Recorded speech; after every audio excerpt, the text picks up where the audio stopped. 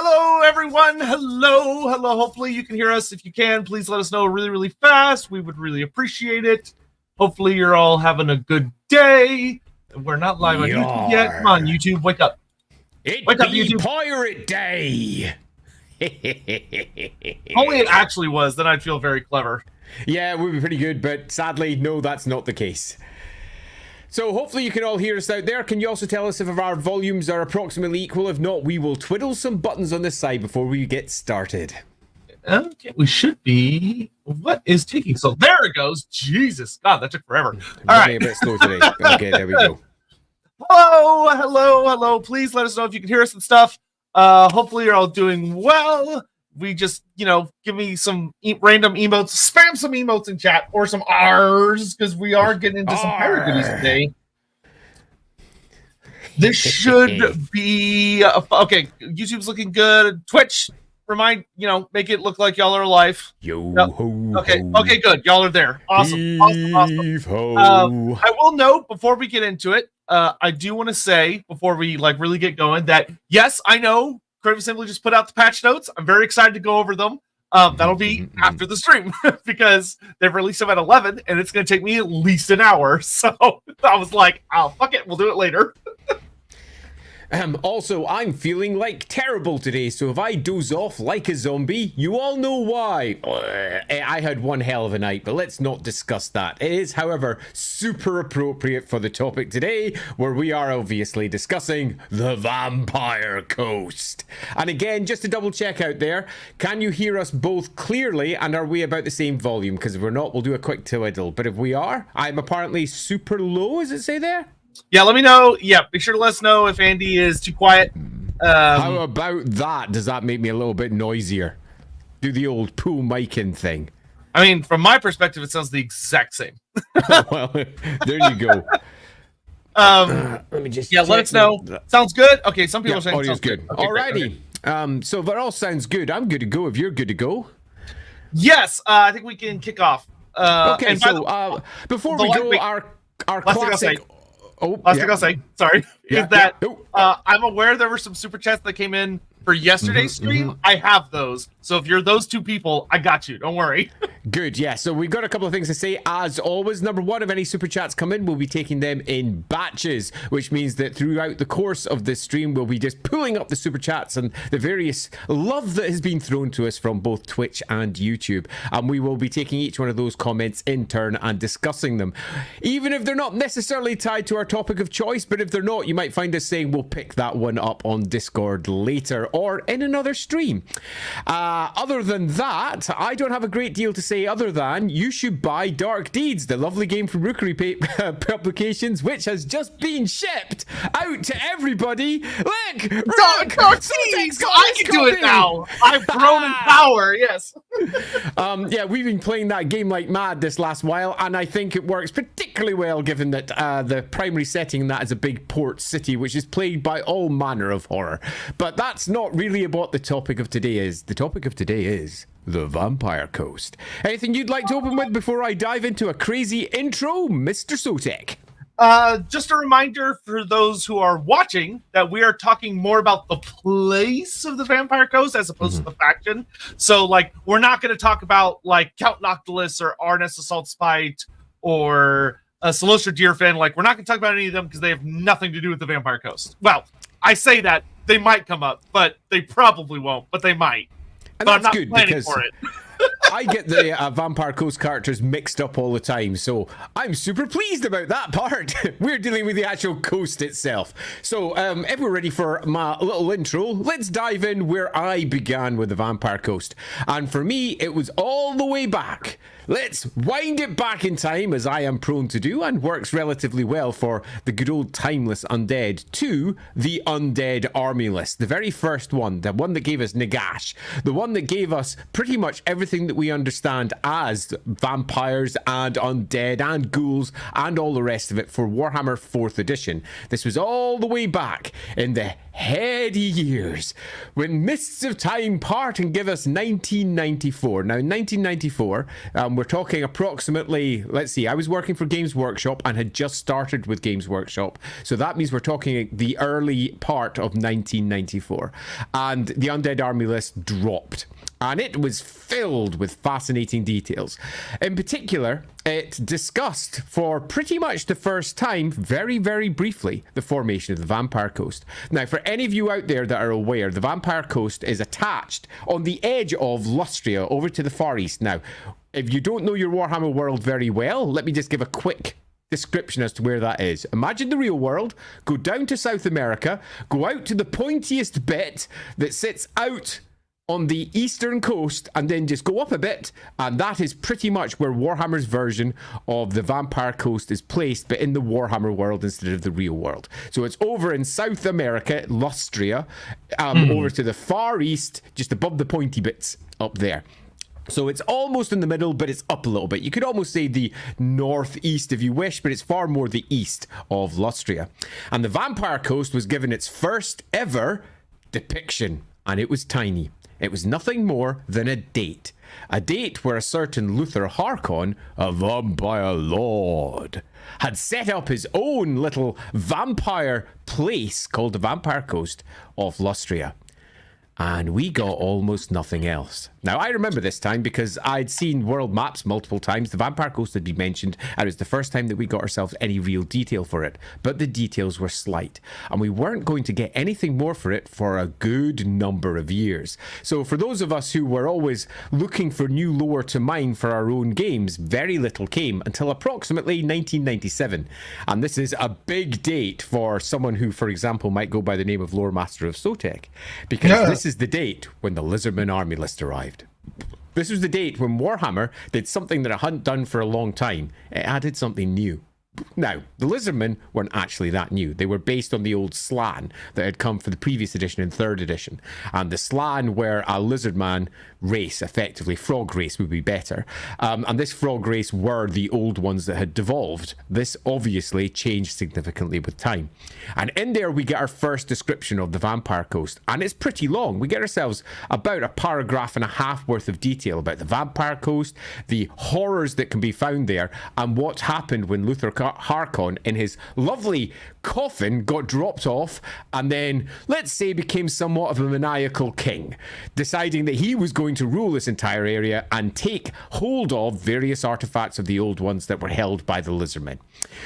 That, for me, was super cool, because for the first time, we had ourselves an idea of both what the Vampire Coast might be like and also what it might be like for the battles and the fights that go on there, which at the time, again, working for Games Workshop, immediately became campaign fodder. And apparently we weren't the only one thinking this. As we moved into the early 2000s, Games Workshop released a book called Lustria. Well, The Conquest of Lustria, if you want to go into the whole detail of it, but it's Lustria. And it was all the way back when Lustria was conquested by people who were rather colonial over in the old world. And it detailed nothing. Really? There was really nothing in there. But White Dwarf came to fill in the gap.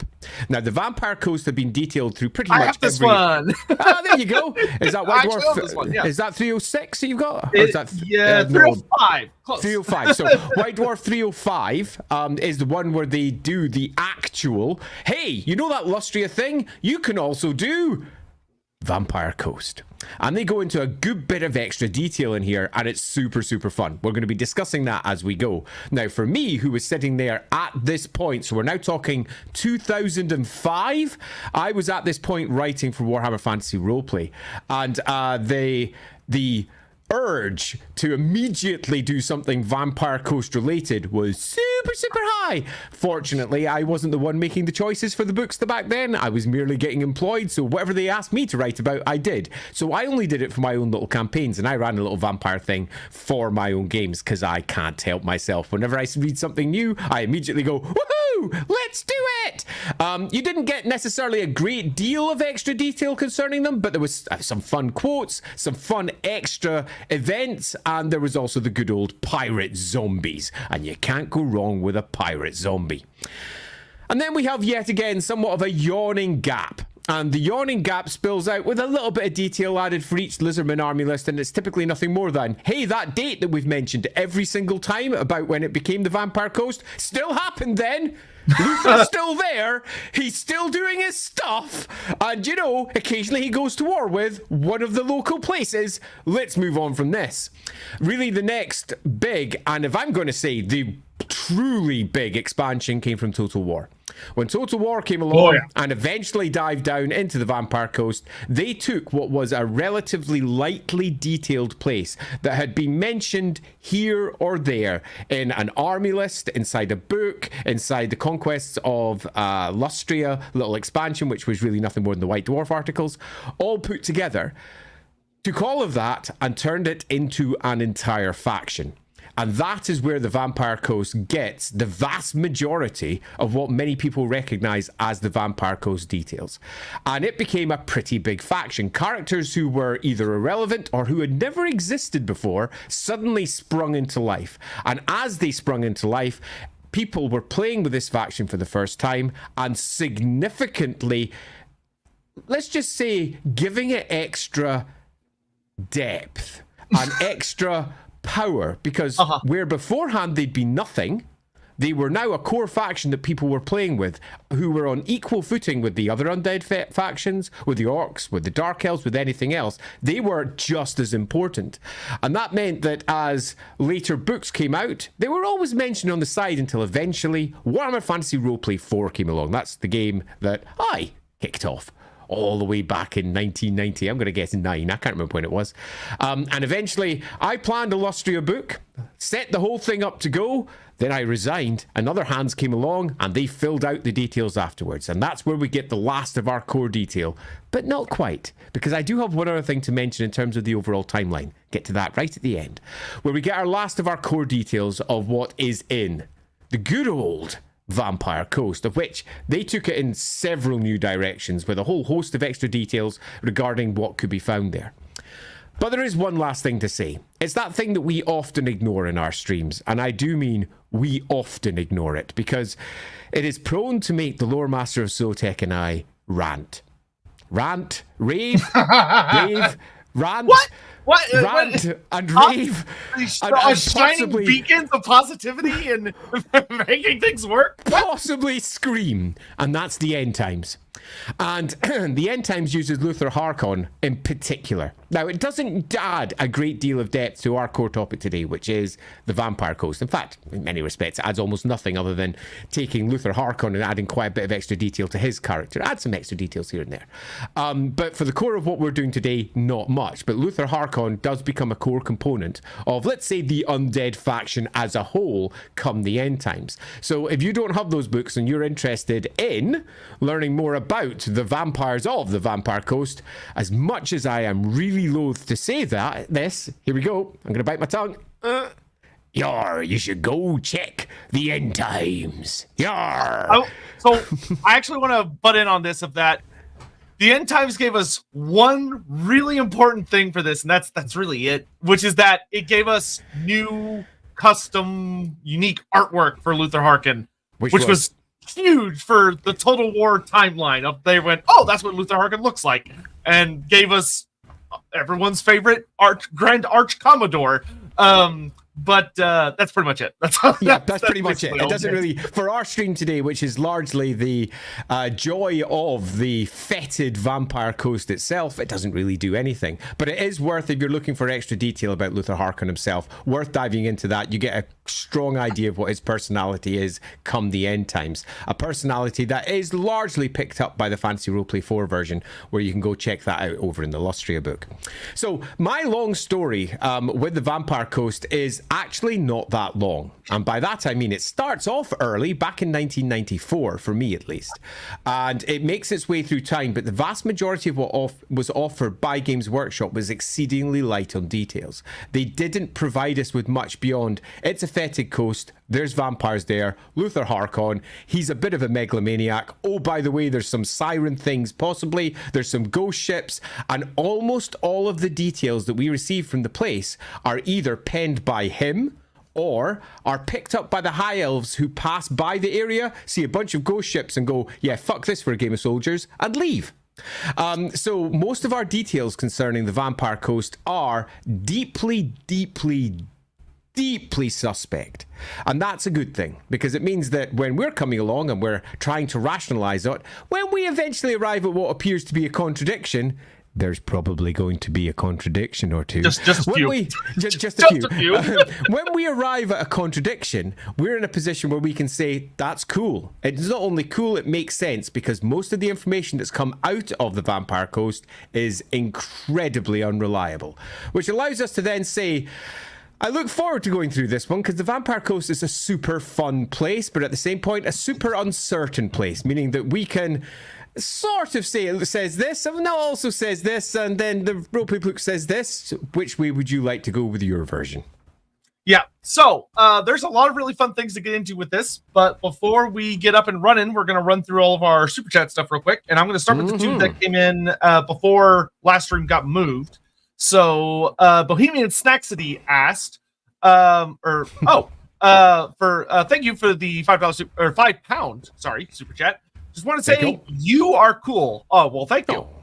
Meet and greet at some point. Would love to get my Dark Deeds signed and, of course, buy you a beer. Sotek a soda, of course. So I'm assuming because it was pounds that that is a British comment towards Andy. Also, me signing Dark Deeds would make no sense, but him signing Dark Deeds would make a lot of sense. So yeah, if you're in the UK, I occasionally attend shows, as does Andy Chambers sometimes, one of the designers. Mark Gibbons, however, another one of the designers, he tends to only attend shows in the US and then only infrequently, when he's got something to attend for. But yeah, sure, if you ever find us at a con, do pop along, and I'd be more than happy to sign. Best way to find out what cons we're going to is to go over to the Rookery Publications Discord. Over there, whenever we attend a con, we tend to put up a quick message, assuming that we remember to do so. Yeah, and check cons in the Edinburgh area for them being mentioned, because they show up to things. Yeah. Alfred also, thank you for the Japanese yen. Do we know when dwarfs mastered black powder? Not really. Games Workshop has left that very, very vague. In fact, I'll actually say, as far as any faction discovering and inventing black powder is left incredibly nebulous. They never pin that down. Yeah, it's one of those subjects that, depending upon the writer, you get a completely different version. The roleplay game goes, oh, it was discovered relatively late, and it came from here and here, and this is a date. And then the battle game goes, actually, no. And we had black powder all the way back here. I'd take, for example, the Lustria book. They had black powder in the Lustria book, and not with the dwarves. They had that with the Empire, and Estalia, and Tilia. And they had black powder, and that's all the way back in the 1400s, which means that they've been sitting pretty much technologically stymied for about 1,000 years with the same technology. And this also messes up with the dates in the fantasy roleplay game massively. So to cut a long story short on this one, the date is set by each writer, and they have contradicted again and again and again, and it gets particularly annoying when you read a little section that says something like this: and the ancestor gods knew everything about everything and passed it to the dwarves, including all the tech stuff. And all the later tech stuff the dwarves have in the Golden Age is rediscoveries of what came before. Wait, what? Oh, god damn it. So when did they first have it? Have they had it at the beginning? Did they discover it multiple times after? Each writer likes to take their own direction, so sadly, it's obscure. Yeah, there's a whole thing of some writers will very much say, oh, well, yeah, dwarves had black powder during the War of Vengeance. And other writers will say, no, they didn't. No, they didn't. And so it's like, if they have, then that's before Sigmar by quite a distance. Yeah. I'll put it this way. The most amusing thing that I've seen in regards to black powder is that with Cathay now introduced and them having their own version of black powder, Games Workshop is being kind of confronted with this unfortunate question of, well, where did it come from? Like, who had it first? And I think GW's current answer is something along the lines of, the dwarfs say they had it first, but Cathay says, nah, we did. And that's all we're going to say on that. Yeah, like, oh, okay. as is often the case with the battle games lore creep, it's very likely that the newer factions, as they are pinned down in place and the depth of their history is properly explored, they will push it back. Largely because whenever they try to tell stories with the dwarves, they like to have them firing guns. And whilst individual authors might not do that because they think, oh, it definitely wouldn't have had it back then, Games Workshop as a whole will want to have their dwarves with guns. So whenever they are dealing with very early versions of the dwarves, you're going to find that that's eventually going to be the case no matter what individual writers prefer. So I would gently suggest that regardless of what lore you might find, that in some fashion or another, the dwarves have always had it sitting around somehow, and it has been lost and rediscovered potentially from different holds, allowing you to have the different it's been discovered stories and allowing each one of them to make sense when you unearth and unmine them in the background. Yeah, I agree with Andy. I would not be shocked if the old world actually ends up pinning down some dates that, of course, will be contradicted at some point later in the future. Yep, agreed completely. By the way, Yeti, thank you for the gift sub, and Super Ego, thank you for the wah. Ricky Chapman, pray to Manon for you be going to the Vampire Coast. Yeah, big time. The Vampire Coast, one of the really fun things about it that isn't super crazy relevant to what we'll be getting into, but is worth mentioning, is that it is a place of legend in the old world. It is a place that is spooky. That, like, if you have a bunch of sailors telling ghost stories, the Vampire Coast will likely come up.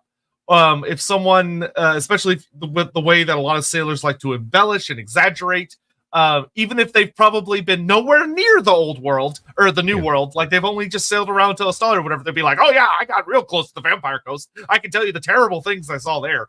Whereas the ones who've actually been over there probably are wiser to just not talk about the things they witnessed there because it's bad. Yeah.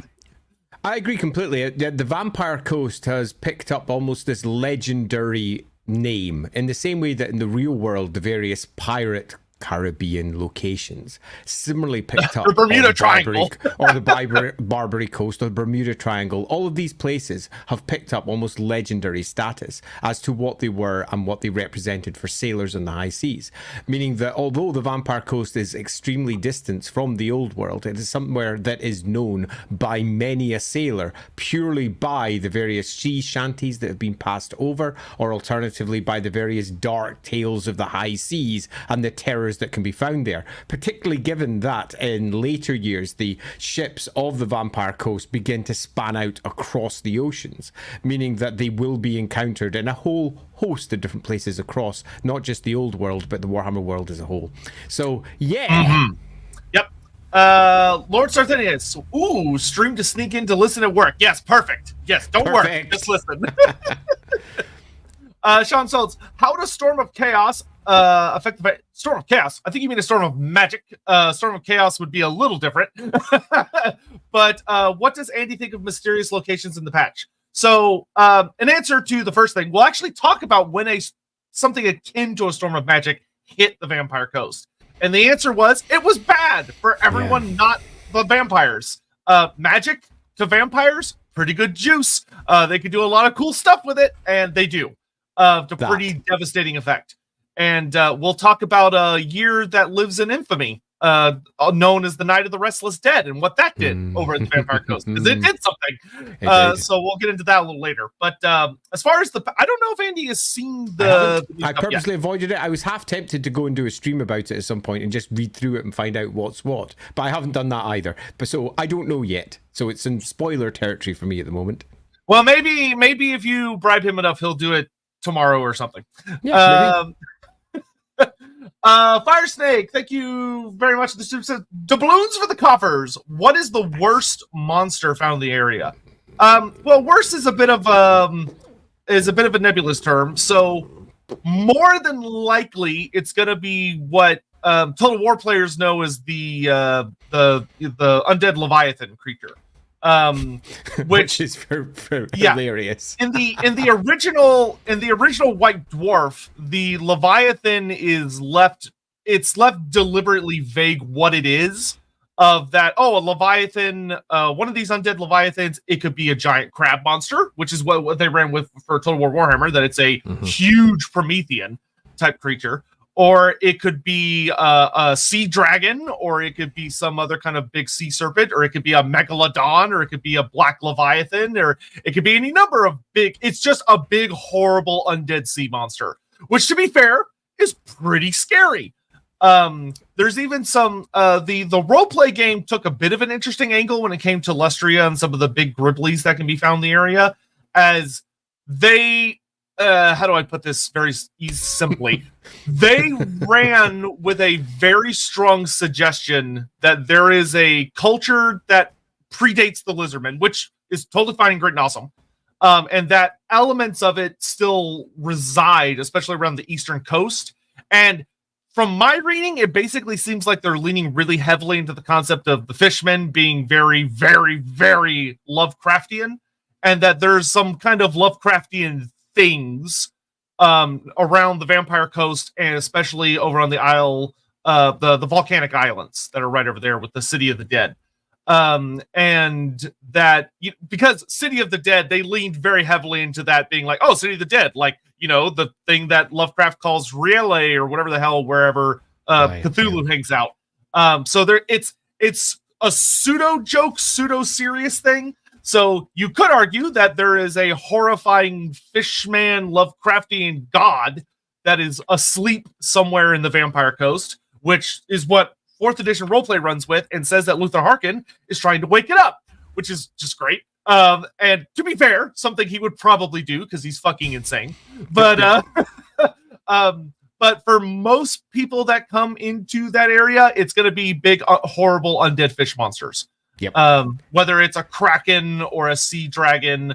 Actually, especially if you go read the novel or the little book surrounding the Dreadfleet book, there were a number of sea creatures they introduced that are all undead, and they're horrible. Well, not all of them, but most of them are undead. My personal favorite is the leech worm, which the leech worm is it's a sea dragon's corpse that is kind of puppeted by a bunch of leeches that are like larger than a man. And so it's like this big colony of leeches that live on the corpses of sea creatures, and they make it move so that it wraps around vessels, and the leeches start dropping onto the ship and eating people, which is pretty fucking horrible. But makes for a great monster. Great monster. That's actually the one I was going to reference. So all I've got to add to that is, if you want to look at the classic ones, the sea monsters, go check the old Man of War game. In particular, the expansion for Man of War, which added all the monsters. And they're the monsters that we know and love today, like your Leviathans and your black nasties from down below. So yeah, but beyond that, everything that was said there. J-Station, my friends and I played some Dark Thieves this weekend. We had a blast. Excellent. Delighted to hear that. Yeah, I was playing it just 2 days ago as well, and I had an absolute whale of a time. It was just proper silly, and I didn't win, so I'm rather sad. Yeah, I'm hoping to play with my family this weekend. Which, by the way, a reminder that if you haven't picked it up, you need to, especially because there's not an infinite number of them. So no, it's actually worth noting that our stocks are particularly low because an awful lot of the stock went out into the retail environment, but the actual stock that Modifius is holding is pretty low, so I do recommend ordering soon. Yep, so if you want it, get it before it's gone. Smiling Kira, I thought vampires cannot cross moving water. That's a great super chat. Let's talk about that for a second. So this, you have to keep in mind that this also draws from the stories of the likes of Dracula, where Dracula has a whole thing about he doesn't cross certain forms of moving water. There's a whole point in the book where it's about getting over a river to get away from him. And now in Warhammer Fantasy, one of the really fun things and also really scary things about vampires that me and Andy have talked about in the past is that they're inconsistent on purpose. Of that, when you encounter a vampire, there is no necessarily guaranteed method of dealing with them or what their weaknesses or strengths may be. Some vampires can't cross moving water. Others can do so with no problem. Some cannot enter your home without invitation. Others can. Some are very averse to the likes of Witchbane or Wolfbane. Others don't care. Most of them are deeply affected by the sun or religious iconography, particularly Sigmarite, but not all of them. So vampires be spooky. because you never know what, you might be like, aha, I have this foolproof way to deal with you. And the vampire's like, yeah, no, not me. Yeah, pretty much think of every single stereotype of a vampire, and Warhammer vampires have it somewhere, but they don't have it consistently. And this particularly includes the moving water thing. Now, typically the moving water issue isn't moving water per se, it's rivers. And it's not normally the sea. It's normally rivers. Dracula, for example, he was shipped across the ocean in a coffin, as rather famously, in fact, before he eventually landed in London. But equally had issues with crossing moving water. Moving water is generally rivers and similar, and there's a host of very old reasons for that. And the vampires in the Warhammer world are generally similar, and that is that those who can't cross moving water, it's not moving water, it's running water, it is rivers. And similar. You get across a river and they suddenly got problems, they're not going to be getting to you in the same way that some might be held back by salt or holy symbols or whatever else it might be. So the answer to your question is you're correct, but you're also completely wrong. Welcome to Warhammer. Welcome to Warhammer. Quizzer Thomas, Vampire Coast characters tend to have pretty Britishy English/Welsh, etc. names, but there isn't really an Anglo-Britain equivalent in Warhammer. Where are these undead sailors coming from? So the answer is, of course, developers just having fun and not giving a damn. Realistically, in universe, you're right. They would not have super British names, although we do love them. And their names would be more either from where they're from, whether it's Astalia or Talea or the Empire, or Bretonia, or like there wouldn't be a lot or actually the big one, and the one that it originally always was, Norska. Yeah, Norska. There'd be a lot of like Icelandic, Norwegian loads of them. So you're absolutely correct in this one, and this is a classic example of British writers writing shit without giving a fuck. And they don't necessarily think about the broader background and exactly what they're creating. And sometimes that's to the benefit of Warhammer, because people come along later and go, well, I now need to justify this. They fill in some really cool lore gaps. But other times, they just don't. So in the case of what we have down with the Vampire Coast, we have an original vampire that was in a Norscan ship. So it was a big, long ship that he originally arrived in a coffin. And all of the Norse along with him were undead by the end of that particularly dread journey. And then, depending upon which version of the background you go with, a host of other ships were drawn in, most of which were actually Norse with most of the backgrounds, meaning that the vast majority of the original people should have Norse names, probably. But I will contradict one point. There is an Anglo-Britain equivalent in Warhammer. It's Albion. Albion just isn't particularly well detailed. But that doesn't mean that we couldn't get a host of Albion-sounding characters from that area. So there is many ways we could justify this post if we wish to do so. And there's many ways that we could make this work if we just sat down and went, let's have a good think. So what is your core point is 100% correct, but simultaneously I think it could be very easily pushed together. Yeah, it's one of those things where in the current setting no one bothers to answer this, but it's not that difficult to come up with an answer if you really want to. Yep, that. Let's see here. Ford, RBRTs. I'm so glad that the first Lorebeards stream I get to catch live. Thanks, COVID-68 is on my faction from Total Warhammer 2. Well, sorry you have COVID. Hopefully it's very mild and you feel better soon. But we're glad you could join us. Yeah, I hate COVID with a passion that is undying like the sun, which means eventually it'll die out one day, perhaps, but not in my lifetime. And I've caught it more times than I can shake a stick at, and it has laid me low, so I very much feel for you. Yeah. Captain Bagba, given where the Vampire Coast is, how often are conflicts between Clan Pestilence and what would drive them to conflict? So, Clan Pestilence is actually a ways, like the heart of Clan Pestilence. It's a good ways from the Vampire Coast. Down in Quetzal and Chakwa. And that's a good distance from northeastern Lustria down to southern central Lustria. That being said, would there be conflicts between them? Yes, absolutely. They're not well detailed because a lot of the time when you're dealing with the Vampire Coast, you're pretty much up against lizardmen, and that's basically it. That's what most if not all of their stories revolve around. And generally speaking, the Vampire Coast, which I'll get into when we after we get through all the super chats, the Vampire Coast struggles for a myriad of reasons to go very far inland. It's very, very hard for them. And the Skaven, by contrast, don't really like the ocean a lot of the time. There are some Skaven clans that are particularly good at it. The Lustrian clans are not those clans. They do not have much of a presence in the New World.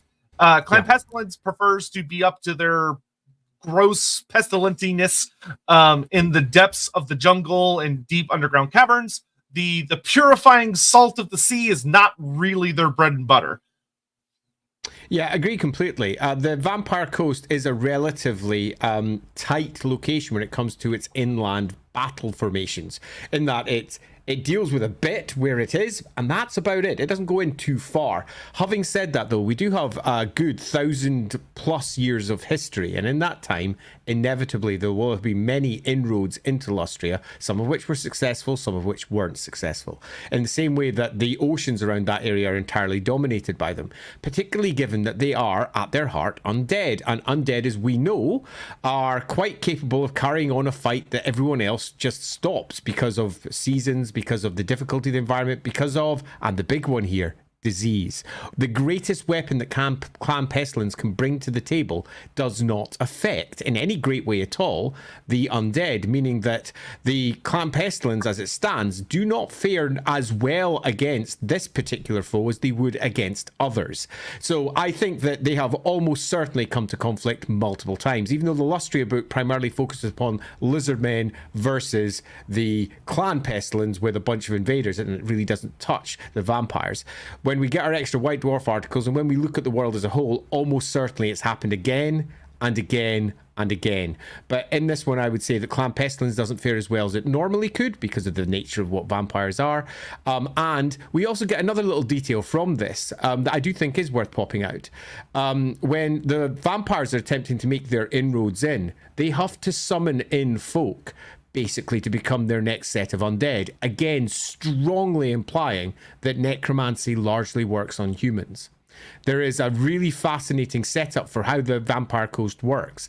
And that setup is that the locals, the lizardmen, the Skaven, whatever else is there, just aren't good enough for their magic. They have to bring in external forces to get all the zombies and similar that they need. So it is worth noting that the force that they have is not necessarily that big to begin with, takes a long time to build up, makes its first few forays and eventually becomes a force in the area, but that force in the area doesn't come into contact with them often.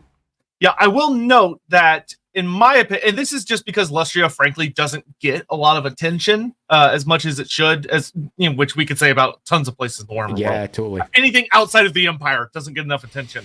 The idea that there isn't a fun storyline about some minor Skaven clans, especially with a more Eshin leaning, trying to manipulate Harkin and his madness, putting a really hilarious spin on it, of the Skaven finding him virtually impossible to manipulate because he's so unpredictable. That would be a really fun storyline that I think someone should explore, because in my opinion, that's probably how it would go down, of the Skaven attempting to manipulate him, which they're normally very, very good at, but his unpredictability would make him a nightmare for anyone to try and mess with. Yeah, agreed. Which we'll talk about. There are some stories about it. There's just no one has explored it from a Skaven angle, which is a shame because they really should. Yeah, agreed. Let's see. Mads, thank you very much for the thanks, Mads. For both of them. Appreciate that. Hey, Sotek, I didn't say any of this last Saturday, but I wanted your take too. Did Anarian the Defender ever kill any elves? Sorry, this is off topic. Actually, I watched that stream. And I was like, oh, I wonder what Andy's going to say. I generally agree with what Andy said, of that there's nothing in the current lore that suggests he would have. However, I think there is a potential unexplored tragedy that would be really good. Yeah. The thing that really came to my mind is if you wanted to delve really well into what was the straw that broke the camel's back that caused Calidor Dragon Tamer and all of his allies to leave Anarian's court, the killing of another elf by Anarian, not necessarily him personally, but like through his politics or whatever, or it could have been him himself personally with the Widowmaker, that would be pretty dramatic and would be like, oh, that's where Calidor says, no, this is, I can't do this anymore. But it would have made, I think, Anarian a character that would have been not Anarian the Defender. He would have been Anarian the Wicked. He'd have been Anarian the Terrible. Yeah. He would have been Anarian that fell, and whilst he was a a figure of extraordinary heroism who managed to hold off the chaos tide, he would nevertheless have been one who was marked down in history forever as a kin killer. And he wasn't. He's not an Aryan kinslayer. He's not basically Elric Melnibone. And if you go back to the Michael Moorcock inspiration for many of the characters here, he's not that character. He doesn't use Stormbringer to kill his own kin. He's not Elric Kinslayer. He is very much an Aryan the Defender and a heroic entity. And Games Workshop tends to make their heroes mightily heroic even when they're the darkest ones. Yeah, I think in this case it's probably unlikely. I think what you would have seen, actually, when I think back to a short story about an Aryan that has his perspective, is I think you would have had, while an Aryan has the Widowmaker, he certainly has impulses, and there is a desire that is noticed by others, but he never does it, which is a showcase of his heroism, to resist the urge of the Widowmaker, because the Widowmaker don't give a shit. Cain would be all about, like, kill everybody. In many respects, though, if you actually consider what the effect of that blade is to all the elves around them, it basically turns them all into killmongers. So there's no need to kill the elves. They're on your side. They're the ones who are effectively in tune with your blade. Killing someone with Widowmaker in that regard is a little bit like attacking one of your own weapons, and Widowmaker's all about the killing of the enemies of Cain. Yeah, I think it's just not that likely. Yeah, I don't think he ever would have killed anyone with it. I really don't. Because it adds a wrinkle to the story you don't need. But I would not at all be upset if there is a moment where he almost does, but he resists for some reason, of someone denying him, of someone telling him no, and him having to, have that moment of control where you see his nobler side wrestling with a different side. Particularly because he's also absolutely possessed by the power of a god, which is easy to forget. It's not just Widowmaker that's within him. It's Azurin, the judge, the divine creator of heaven. This is the god of all gods. And if anyone's going to make a good judgment, it's that god. And their good judgment was apparently to draw Widowmaker. It's a thing. Yeah. Jen, I ran a one-shot back in 2002 that chose to help Harkin instead of the Lizardman and ended up being as a villainous game. And that works great. Fun. Love that one, Jen. Yeah, I think if you're running, take this with a grain of salt, but I think if you're running Lustria well for a group of human PCs, it can be very, very easy. And I think you should aspire to make them.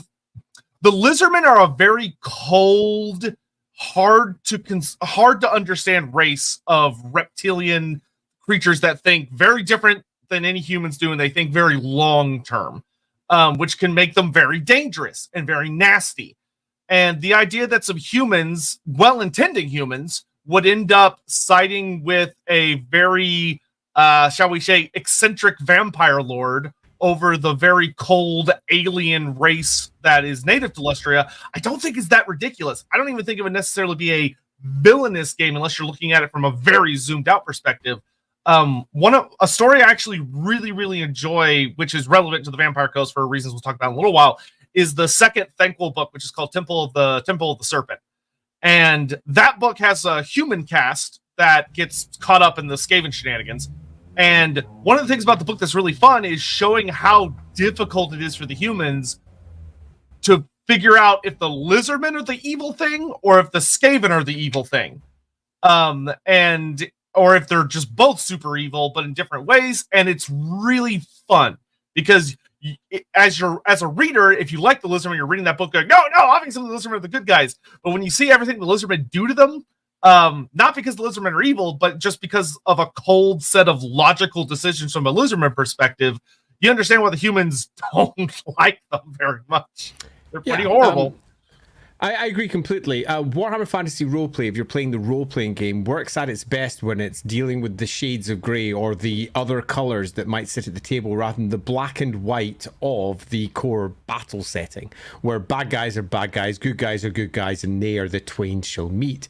But where Warhammer Fantasy Roleplay really shines is in that grey, grubby space in the middle where you've got to make uncomfortable allies. You've got to potentially go to war with people who are ostensibly good guys purely because they have been manipulated or twisted or just don't agree with you. And I think that is where it shines. Now, obviously, a one-shot's a one-shot, so you can just go evil, great. positive, negative, whatever you want. But for overall campaigns, I agree completely that there is a wealth of opportunities inside somewhere like the Vampire Coast for creating something that you wouldn't normally expect at your games master table. And that's something that we generally use over on the Lawhammer side if you don't watch the Lawhammer actual plays, where there's so much shades of grey that no one can even see through the mist anymore. Oh yeah, Lawhammer is a fucking mess morally. Of heretics. Finchmeister, White Dwarf 306 also gets the first sighting of a Pleiadon. I want to say the book, the White Dwarf, comes out like right after the Lustria book did. It came out about a year after, or a few months after, so anyway. The Lustria book is the first time that art was done. Yeah, so that's 2004. Yeah. And then White Dwarf 306, as I recall, is 2005. Again, though, running off my memory here. I believe that's correct, because I think they sure referenced that's right. I think they referenced the... Yes, you're right. June 2005. And he still got it. Yeah, so I made been uphill all night, but that made no difference to my memory today. I love it. But yeah, the Pleiadon, the art they made, all of the art we got in the Lustria book is gorgeous. Honestly, a lot of people... myself in particular, think 6th edition was like the peak of a lot of Warhammer art, of that black and white, really grim fantasy art. The Kapinskis still in really particular. Fun. And yes, that book actually features a really famous piece of the Pleiadon fighting a bunch of Vampire Coast zombies, which is super cool. Christopher Clayton, last week I had a conversation with my petroleum engineer father about how viable it might be for Norse dwarves to have access to natural gas. That would not shock me in the slightest. Very viable, I think. Unless, of course, your petroleum engineer father says, yeah, no, that's definitely not happening. I think that that's not just viable, it's very likely. One of the great joys of the dwarves is their core component of going down, getting access to minerals and, let's say, the bounty of the earth in a way that other species don't. And if you've got yourself an obvious set of peoples who could access not just the natural gas but also the oils that are potentially up there, it should be done. Take a look at the Dwarf Navy. It is using an enormous quantity of, effectively, oil to make itself work, and that means that you need to then figure out where that's coming from, and I think this is one of the natural answers for it. Yeah, sometimes you get writers with the dwarfs that are like allergic to the dwarfs using anything more complicated than black powder and steam. And then they use those things in like sci-fi levels of ways. When it's like, no, it'd be a lot more logical that they would be utilizing other resources like we did back in our ancient past of natural gas and oil and all these other types of resources. Mm-hmm. Isaac, what percentage of the Vampire Coast faction Total War is actual lore? What percentage is creative liberties to put together a playable faction? So most of the faction is ripped straight from White Dwarf 306 or 305, whatever it is. Like just directly ripped out of it. They just kind of like finalize some of the details. But the only things that are not from that are from the Monstrous Arcanum to kind of reinforce parts of the list. Like the Morngulls originally had absolutely nothing to do with the Vampire Coast. Yeah. And if you read their lore, they really shouldn't have anything to do with Vampire Coast because they're a mountain winter spirit type creature, not a ocean thing. That being said, Total War, hilariously enough, actually addresses this and actually explains that the Morngulls are in the Vampire Coast because there are vampires within the Vampire Coast who have learned how to essentially manufacture them, which is horrifying if you know how they're made. Of that, they're essentially what do you call them? The Wendigo spirits, but like the actual story behind a Wendigo spirit, not like the antlered deer creature that pop culture has turned them into.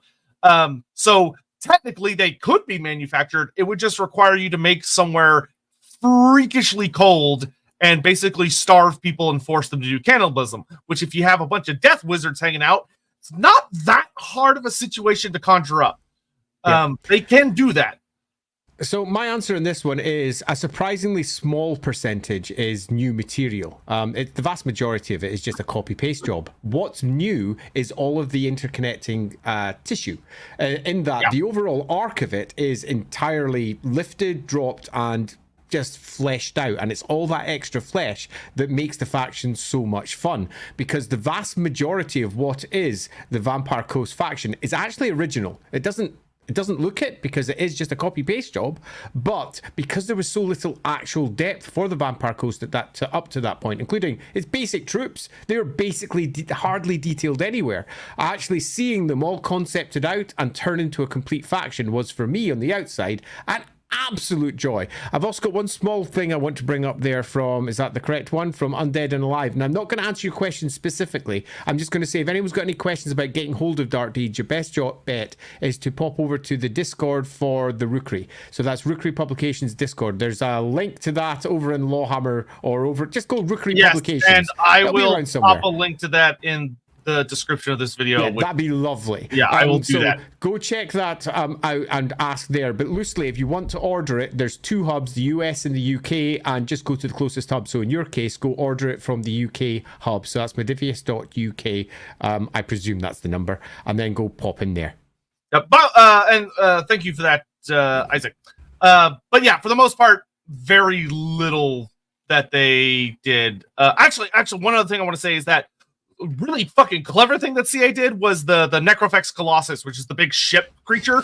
Hilariously, that originally had nothing to do with the Vampire Coast, and CA looked at that and went, that's obviously a Vampire Coast monster, and everyone went, oh yeah, you're right. Yeah, that was pretty cool. So yeah. Biofoot, to address the elephant in the room, what relationship do the fishermen have with the location of the Vampire Coast? Do they summer there? So talked about this a little bit earlier. The 4th edition roleplay actually ties them very closely together. Would there be a relationship there? Probably, honestly. Once again, not something a writer ever really ran with, but if you ever wanted to run with the idea of like the Vampire Coast attempting to take over more of the coastline of Lestria and heading further south and reaching Chup Yodel, the Vampire Coast are one of the very few factions that could war with the fishermen on very equal terms, and talk to them. And you could run with the idea of, like, if you go check out like the Lovecraftian story about the Road to Innsmouth, of the idea of like, oh, the fishermen come and make a pact with someone on land in exchange for like certain materials. They exchange things back and forth. If anyone was going to have a surprisingly good relationship with the fishermen, it would probably be the Vampire Coast. Yeah, so I'm quite happy to say that as we discussed in our Fisherman stream, which I do recommend you go watch because we dived deep into this. There was loads of fun. There's firstly probably multiple factions of fishermen. There's probably more than one group. So I think it's much like most of the factions in Warhammer, likely that we would have both allies and enemies, and that the Vampire Coast in particular would be at war with and working with some of those groups. They would be fully aware of them, and they would be coming up from the depths to take those ships down, and equally they would be marching across the bottom of the seas, because they're undead and they can do so, to go to war with the fishmen in their own environment. This is one of the rare factions, so that if there was ever a high seas Warhammer game with fishmen and various other factions, the Vampire Coast would be absolutely central to that.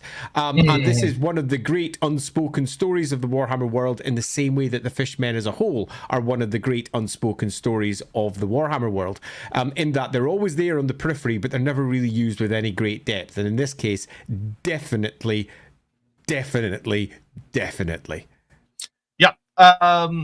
Let's see. Watchdog, ever thought of running a roleplay session around the Vampire Coast or even Dreadfleet? I certainly have, especially with the Illustrator book. It actually gives some really fun details you can use for the Vampire Coast.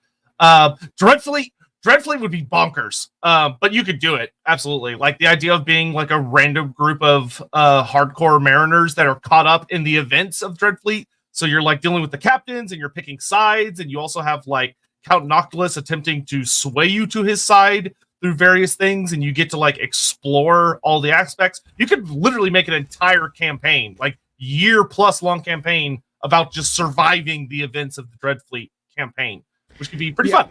Have you played Warhammer Fantasy Roleplay 3rd edition? There was a Dreadfleet expansion for that. It was back at the time when the game was very much dictated by whatever the current product of the day was. So in that particular case, Dreadfleet had just come out. Warhammer Fantasy Roleplay 3 was a thing, and they went to the licensee, in this case FFG Games, and said, we want a Dreadfleet expansion, to which they went, alrighty, let's see if we can somehow fit this in. It's the craziest expansion. It has nothing to do with the main game at all, but it was very much picked up as part of the possibilities that you have on your role-playing sessions.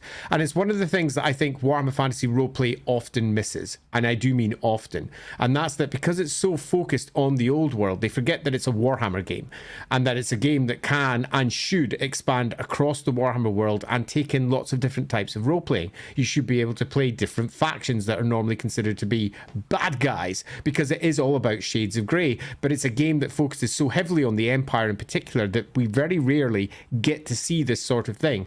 Nevertheless, it should be done. Yeah. Also, Only Fly P, if you want to include your question, because I am reading both the chats. So yeah, me too. And I couldn't see that one on the bits question earlier. Yeah, but oh no, I do see your question. I'll get around to it in just a minute. Thank you very much. Hammond, Andy, what's your favorite vampire? Mine is Dick Halfmast. That is a popular one. Dick Halfmast.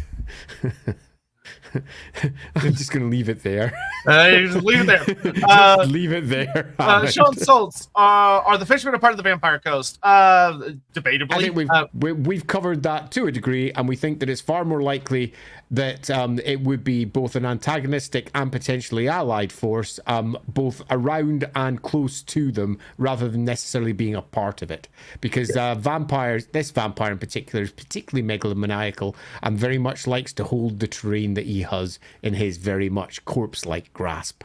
Yep. Isty and Lion, any other factions you think would be attempting to manipulate Harkin? I already put a Lamian in his court. There's always Lamians, always. And funny enough, a Lamian dealing with Harkin would be a particularly amusing because there are ways to deal with him, but it does require you to be very, very quick-witted and snappy about dealing with his mood swings, essentially, or his personality changes, which a Lamian would be pretty ideal for. But of course, there are other members of his court that are going to be trying to do other things. And so that being said, Lamians, absolutely. I do think, like we talked about, Skaven would also make a lot of sense. Canonically, the Dark Elves have a relationship with Luther Harkin. Their relationship is strained, but they do have a relationship.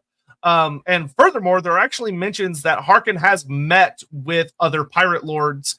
He's even met with high elves, and even just regular merchants that because he's been in a particular mood, he just talks to them and lets them go. Instead of killing them. He's not always just on the warpath. He has other moods that take him sometimes. And sometimes he's in a very clear-headed mood, and he decides that they would be better off used for something else. So, yes, is what I would say. Yeah, me too. Are any factions you think would be attempting to manipulate Harkon? Yes, particularly and strongly factions that lie within his own court. He has effectively a court that he leads as king.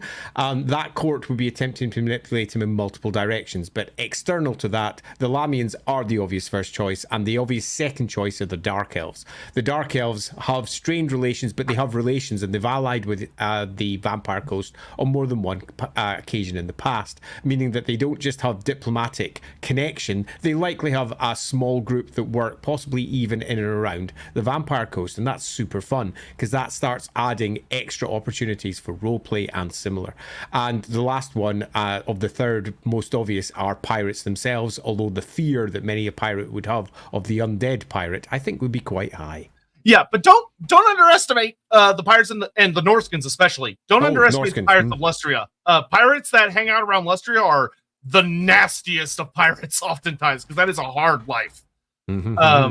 So I would not underestimate them trying to deal with Harkin. Bart Key, hi Andy and Sotek. 2 questions. How does Luther raise the dead being disconnected from the winds? Plus, are there any settlements in the Vampire Coast? So, great question. That is actually a big thing that we're going to talk about today, is how Luther Harkin works, to be frank. So, the in-universe answer is that prior to his sanity breaking, Luther Harkin was exceptionally gifted at magic. Like, he is a very powerful sorcerer as far as vampires go, which is saying a lot because vampires are already pretty powerful sorcerers, but Luther Harkin was up there. And he was very good at using a series of complex rituals to basically turn the Vampire Coast into a bit of a churning machine that was good at not only luring in sailors, but resurrecting their corpses. And there's even a really cheeky discussion in the White Dwarf article about him, about how he even came up with this ritual. Remember, think about what I'm about to say to let you know how fucking insanely strong he was. Luther Harkin came up with a ritual almost 2,000 years ago that allowed his zombies to have perfect accuracy. According to the lore, the zombies of the Vampire Coast, because of Luther's ritual, not only maintained the ability to use black powder weapons, but their accuracy, in spite of being zombies, is actually perfect. The only reason they miss isn't because they missed, it's because the black powder didn't catch, because it's wet the vast majority of the time. So they had a special rule where if they rolled a 6, they always hit, no matter what, no matter how bad their ballistic skill is, because it's magically reinforced. But if they roll a 1, their powder literally explodes and kills them, because they're basically Skaven. So Harkin basically was just the GOAT when it came to certain forms of necromancy. And he laid down a lot of really powerful things before his brain got scrambled eggs. But even after his brain gets scrambled egg, Harkin basically is the best way to describe it is that he's kind of a black hole for magic. Like, he just sucks it up and it goes somewhere. And because of that, he's constantly drawing the winds of magic to him. Well, depending on which author you look at, there are some authors that say he repels it. Others say that he absorbs it. But regardless, where he goes, the dead get up. And it's regardless of which version they go with, whether it's he's absorbing magic or repelling magic, they specifically note that even though Luther Harkin cannot control the winds of magic, nor can he see the winds of magic, he can still control the dead. There's still some piece of him that's maintained that ability somehow. Yeah, he's a much more material entity. It fits quite well with the whole concept of the vampire knight as well. There are multiple examples of his extraordinary ability, as Sotek has already described. And what he becomes afterwards, it matches up with lore that you find in many of the darker corners of Warhammer lore. And by that I mean that wherever magic gathers in large quantities, it has the potential of animating the dead. So basically it takes bones and distant flesh and it binds it together and brings it up, which is why when there's great storms of magic, the undead sometimes stir, and it doesn't need a spell to make them stir. And this is because of the mixture of the winds of magic and often forming into Dar, causing undead to rise in various points. And sometimes they will come back with their memories, sometimes they will come back basically as automatons or basically constructs, for want of a better description. And what's happening down in the Vampire Coast is very much related to that kind of lore. It has adapted the existing magic does this sort of thing and then placed it down there with magic does this sort of thing here because of stuff that he has done. And then he, as a vampire, has the natural capability to control undead entities as well, without necessarily drawing upon the winds of magic to do that, because he is basically a vampire. And that's part of their raison d'etre, right back to Nagash himself, who went, vampires, you are now the generals of the undead. It's part of their process. It's what they're supposed to be. They are in many respects the conduit of Nagash. He gives the will to the vampire uses that to control the undead. That's super simplistic, by the way. That's not what it's actually like. That's in Nagash's own head when he was building his original model of how it was all going to work, and then the vampires went and pissed it all off and betrayed him, and it all went wrong. The world from Nagash's eyes. Yeah, that's from Nagash's perspective. But nevertheless, vampires do have this ability to control undead around them without needing spells to say, you undead, you're mine now. It's much more, right, you go that way, and they do. So yeah, there are many ways that Luther does everything that you've suggested there, and it all matches the lore. This isn't Luther is something unique. This is Luther using the existing mechanics of the Warhammer world and adapting them to the location that he's in. Yeah, and a quick other note is that when Luther Harkin arrives, which we'll talk more about this once we get through Super Chats, in the Vampire Coast, that part of the coastline was naturally a magnet to death magic. There's a reason that before it was called the Vampire Coast, it was called just the Blood Marshes. And the area north of that is called the I forget off the top of my head. The Pox Marsh. So like it already wasn't a great place. It had issues, and he took advantage of those issues. And a lot of that death magic became saturated and turned into dark magic. Which, like Andy said, it doesn't actually take a lot to get a corpse to start shambling around, especially when you're dealing with just zombies. Not that hard, pretty easy. But there's a reason that most of the dark magic spells and necromancy that raise the dead, they're actually quite simple spells. And there's a reason they go off on like a 5 or a 6. Yeah, necromancy is so tempting to many wizards, and that's because it's easy access to power, because dark magic in general is easy access to power. It's also deeply corrupting, and will turn you potentially into some sort of horror show. So, yeah. With the good comes the bad.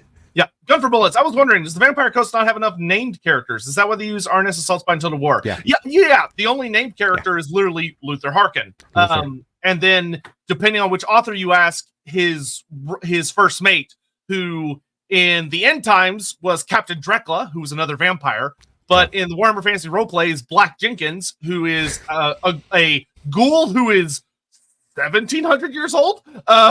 So it just depends on which author you ask. In the original White Dwarf, they don't even name his first mate. But yeah, it's just him. So CA went, what if we just combined it with the very obvious Dreadfleet, which has an entire bad guy faction of undead. Because Count Noctilus, Captain Van Geist, and Scratch Half-Dead are all, and the Tomb King character actually, are all undead characters. The only non-undead person on the Dreadfleet is the Chaos Dwarf, who's not a normal Chaos Dwarf. He is a dwarf that fell to Chaos, not a Chaos Dwarf from Zarnagran.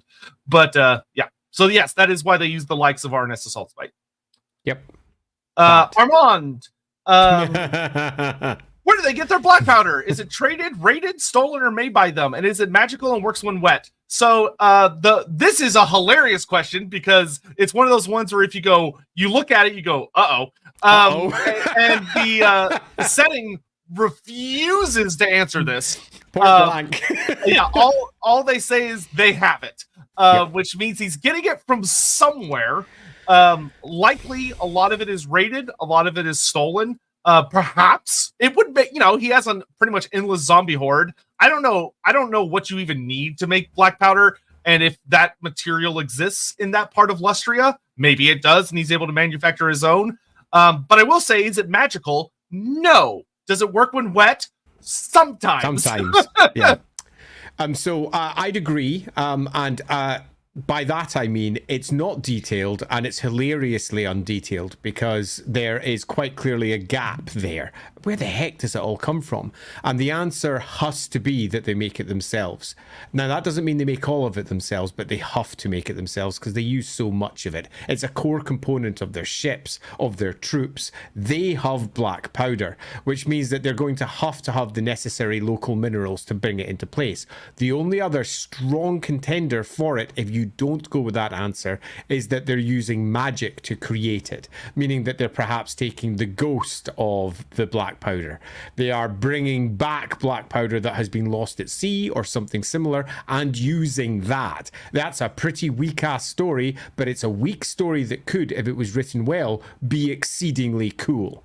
And I do mean exceedingly cool, because one of the great benefits of Shyish, that's the Wind of Death, is that it has access to everything from the past. And the more powerful you are with that particular wind, the more you can gain access to things from the past using it, which means that there's more than enough potential lore there to draw in a zombie pirate explanation that kind of makes sense. But it would need some clever writing that could be much more easily resolved by just simply saying they have mines, they have zombies working at it, they're building their own, and it's low grade, relatively shitty black powder. That makes much more sense. Yeah, I will note. Someone asked her. Sorry, I forgot the second part of Barkey's question, but this will be a good time to answer it. Is there a settlement? Yes. New Beckhoff. Oh yeah, good point. Is a part of the Vampire Coast and is ruled over by Luther Harkin. And New Beckhoff has a lot of living people in it. It is a place where the undead and the living coexist, which is a classic. There's also the former Bretonian colony of Brionne, a little ways north, which has been played around with quite a bit. It got brought back for Total War Warhammer and is where one of the Bretonian campaigns starts. If you're playing with the Duke of Bordelot, he starts up there because he's led a fight to reclaim that colony.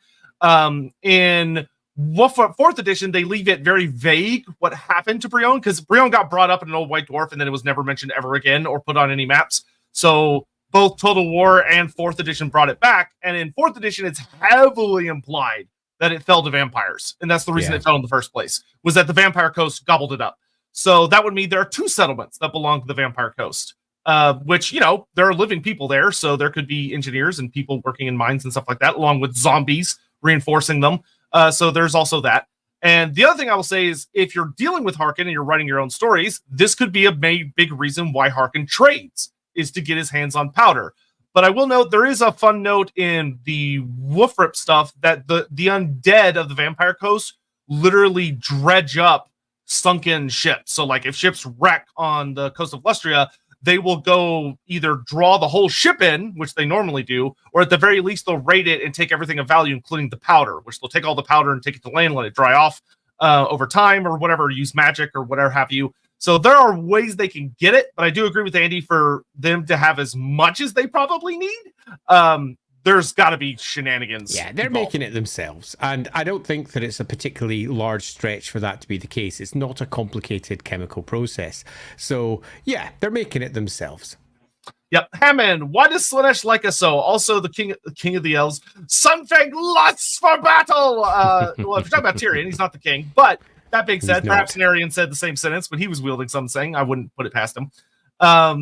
Phil, I've heard that the seas of Warhammer world draw in Gyron and Gur. I'd argue Olga would be extremely common amongst the open seas as well. There's a reason humanity came up with lighthouses. Yep. How would the seafarers of the world either try to fend off the effects of the shadow wind or try and use it for their own ends while at sea? I mean, at its very simplest, the normal mariners won't be. You've got to be a wizard to gain access to and understand the winds of magic. The normal mariners are just going to be going about their business, dealing whatever horror is inflicted upon them by either the winds of magic, the various creatures that are local, or whatever. But you'll find that the vast majority of the navies of the Warhammer world have got various spellcasters. The Empire Army, if we go back to the only few articles that have been written about their navies, carry wizards as part of their crews inside the Imperial Navy. Which I will note is very funny, because all the Black Library writers always have it where having a wizard on board is bad luck, which is hilarious.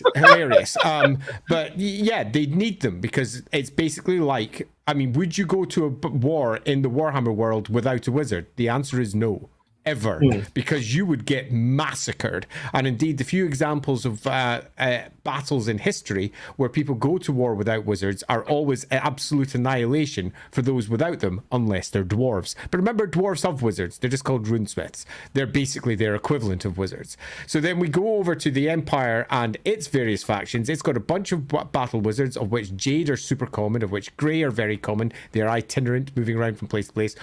Gur is relatively common as well, particularly for summoning up great sea beasts from the sea to use them to try and protect against whatever might be coming in. So the answer is that your average mariner won't be using it, and your unaverage mariner is a wizard that uses magic anyway. So it's just utilizing the local winds in the same way that anybody else is. But you're absolutely spot on that the grey wind would be everywhere. All those banks of fog, for example, are going to be gathering grey wind. Plus various factions like the Vampire Coast and the great uncertainty principle of Luther Harkin sitting at the very top, and all the politics sitting around that, would also bring yet more of the grey wind and Ulgu to it. So yeah, the wind is going to be there in vast quantities, and those who can use it will, but the vast majority won't, and will just be passing through it in the hope that it doesn't do anything horrible.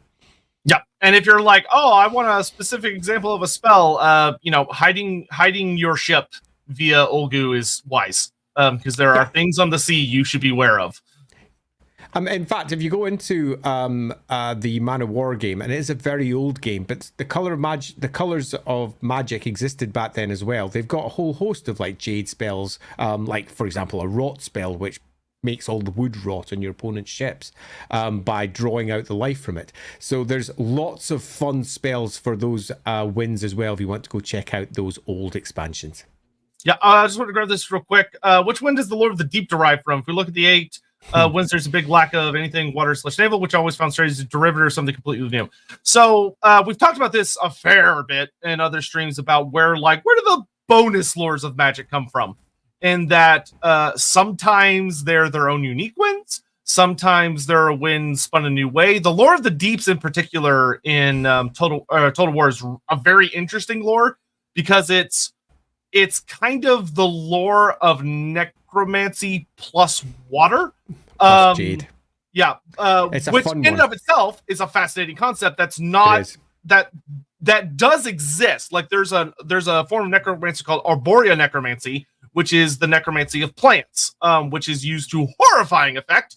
There's a piece of artwork of what an undead tree creature looks like, and spoiler, it's horrifying. And so you could mix Skyrim and necromancy, despite the fact many people will go, oh, wouldn't those cancel each other out? That's not necessarily at all how it would work. That being said, there is a fun mention in Total War that the art of the Lore of the Deeps was taught or somehow manifested by Stromfels. And that Stromfels wields power over it and gives this power freely to the Vampire Coast because he favors them so heavily, which is a concept that is very odd from just a purely in-universe perspective, but I really like it because frankly, Stromfels would love the Vampire Coast. They represent, they're like the ultimate predators of the sea. He would adore them. And normally we have this whole idea of, oh, well, gods and vampires are always like at each other and like never get along. But I love the idea that you could explore the concept that maybe not always. Yeah. Yeah, I agree. So what we've got is a lore of magic, which is strongly influenced by necromancy. And necromancy is typically, if you want to just drop it down to winds, typically viewed as something like a mixture of Dar and Shyish. It's death mixed with that black magic, which makes it all the more powerful and twists it and corrupts it into something new. But it's also strongly influencing water, which is the province of Jade, generally speaking. It's the province of Gyron, controlling the flows of magic that come from with that, which would be a mixture of Gyron and Dar and Shyish. So we've got several moving here. But I think something else that Sotek says is absolutely the case. There is now so many different lores, many of which lie out with the standard 8 winds of magic, that it is a lie to say that there are 8 winds of magic in the Warhammer world. What there is in the Warhammer world is 8 great winds of magic that pretty much everyone can perceive. And there's a bunch of other magical stuff that manifests in a variety of different ways. Some of them appear like winds, some of them seem less so. So you might find that Gyron is not used here and it's something else. And I'm going to reinforce the point about Stromfels. It's a fascinating situation because the gods typically only let's take a slightly different angle. Human gods, as we understand them, give divine miracles, not magic. Other gods give magic. So that moves Stromfels from simply being the god of human pirates et al. To the god of nastiness at sea, for want of a better description, moving beyond the simple province of humanity and miracles and moving into, yes, but I also give magic. And I think that's super cool. It's a very rare example of this, though. Most of the magic that is passed on divinely from one of the gods is to one of the species that are most certainly not human and never to the undead. I mean, the undead don't do that sort of thing. It's just a big fat no. And it's super cool that we've got one example where it might be a big fat yes. And I'm strongly in support of the Warhammer background not just simply being, this is the rule and you can never break it now. I much prefer going, this is the situation in the lore, and someone coming along and going, well, couldn't someone do this? And the answer is, yes. The gods are not limited just because we say they have to be one way. The gods can do whatever the frick they want. And Stromfels, if he wants to give magic to great big undead pirates, enough power to him. Who the hell's going to stop him? And I kind of love that. Yeah, I will also say that I honestly think that's one of the best things that Total War Warhammer did with the Vampire Coast was tying Stromfell so deeply into the faction. Yeah, because I mean, the god of wreckers and sea monsters and bad things happening at sea, and you always have that thing of like, oh well, like what's the relationship? Like you have all these priests of like humans that are like, oh, Madon and Stromfells, like they don't fuck with each other, they fucking hate each other. And if you're running with that idea that they are genuinely different gods, the idea that Stromfells courts with and has no issue with using undead or using the dead, he has dominion over the things that die at sea, would tie him very well to the Vampire Coast, and could be an explanation why, despite Manon often being a fairly destructive god, he fucking hates Stromfells. If Stromfells goes too far, and is pulling things up out of the sea to go out and drag more things down into it, which is just a fun idea to play around with. Yep, there's definitely something there. There's a story untold, and I think it should be told by someone. Isaac, in terms of comedic potential for factions, the Vampire Coast, I think, are up there with the Skaven, though they can certainly be horrifying too. Yes, that is another delightful thing about them. They're goofy as fuck. There's no other way of putting it. They have all the pirate charm we all love, but that comes with pirate antics, which are frankly goofy. And that's great. Pirates of the Caribbean. Yeah, that's why we love pirates. So, yeah, Pirates of the Caribbean has had a very obvious effect on how Total War designed everything. I mean, to the point that when they introduced the Vampire Coast in the trailer, Luther Harkin's theme is literally a slightly rejigged version of Captain Jack Sparrow's theme. Yep. Which is great. That's awesome. It's Muffin Backdicks, Yarhar! Would you say that the Vampires of the Coast are a mutt bloodline, or are becoming more devolved as time moves on? This is a great question. So for those that don't know, so starting with Harkin, right? You gotta start with Big Daddy. Harkin's bloodline technically is a mystery. Nobody knows for sure what the hell he is. And they were very cheeky in Warhammer Fantasy Roleplay 4th edition, because in the older lore, they just leave it super like, oh, nobody knows. And now there were a lot of theories among the fandom that I wonder if Luther Harkin is somehow related to Wallach Harkin. Because they both have the same last name. They both originate from as far as we know, they both originate from somewhere in the old world. Maybe there's a connection, so maybe he's a blood dragon.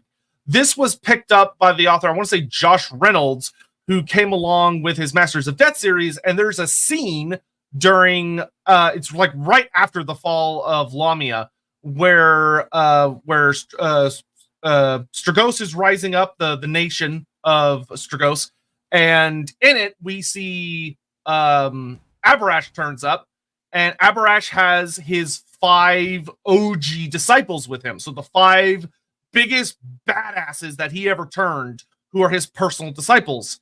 And 2 of them are revealed as Wallach Harkin and Luther Harkin, seeming that Harkin has something to do with being in this inner circle, that Harkin means something to the lineage of Abarash.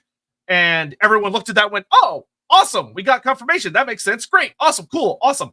And then nobody else ever messed with it ever again. The Warhammer Fantasy Roleplay 4th edition does the smart thing of Harkin gives essentially interviews to several individuals that he captures, being high elves, dark elves, humans, and then he lets them go. But the thing is that he tells them all different things, because depending on what mood he's in, there are some threads of what he says that match up.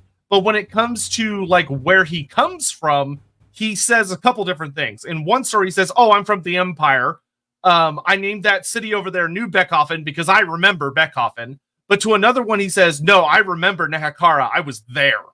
I remember ancient Nehekara. I was there when Lamia fell. And then to another one, he's like, oh, yeah, no, I don't remember even when I became a vampire. Like, I remember being a necromancer, and then one day I was just a vampire, and I don't really remember what happened. He kind of has a pick your own choice background. I would say that from a cultural zeitgeist, so like the community very strongly is, oh, he's a blood dragon. He's a direct descendant of Abarash, but that doesn't necessarily mean he's also not a mutt. Something we talked about back in the Vlad stream or the Lamia stream is there's a whole thread running through Warhammer Fantasy of that vampires can get the blood kiss multiple times from other bloodlines, and it makes them more powerful and makes them into mutts. And I would say it is borderline impossible to say that he probably did not run into vampires of other bloodlines, likely von Karsteins, Lamians, and augment himself before he arrived in the New World. And the vampires that arrived there, most of them are believed to have been turned by Harkon himself, but not all. There are, I would say very strongly, others in his court from other bloodlines who were drawn to him from other parts of the world. Your von Karsteins, your Lamians, your Necrarchs, who would be very interested in Harkon. He's a weird freak. Experiment-wise, Necrarchs would be obsessed with him. But once again, that's not super well explored. As far as would I say they're a Mutt bloodline? It's hard to say that in the sense that the vast majority of them would be descended from Harkon. Yeah, so I broadly agree, and by that I say that we've got ourselves a bloodline that is from uncertain source, and I would prefer it stayed that way. And you'll tend to find that if we turn to what Warhammer will produce in future, if they, for example, ever do a Vampire Coast army list, the likelihood that they will simply say that is enormously high, because what's sitting inside one novel is enormously unlikely to influence what the core writers of the battle game are going to use, because as I've said on more than one occasion, the novels are loads of additional details that are considered to be fine for those novels, but they are not considered to be the canon of the battle game. The battle game goes in its own direction at all times. That being the case, the bloodline of Harkon is going to be his, and the likelihood of it being tied to someone else is probably low until they decide to do like a big campaign story and suddenly it's revealed and it's what nobody expected. That being the case, I would suggest Mutt bloodline is perhaps the wrong way to view it. I'd instead say it's the Luther Harkon bloodline, and that they are pirate vampires. Are they devolved? No, they're just pirate vampires. They're the pirate vampire line. They've got their own pirate vampire powers, they've got their pirate vampire spells, and they do pirate vampire things. And that's as developed as you're likely to get for them. Yep.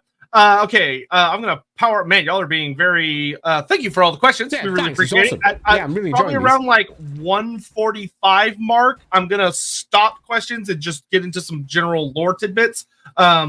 Luckily, through answering a lot of the questions, we've hit a lot of the major things, but there are some other things to discuss. Yeah. Charles C.K. For an average human, which of the more native Lestria groups, vampires, Lisbon, Skaven, Amazon, etc., is easiest to understand and or work with?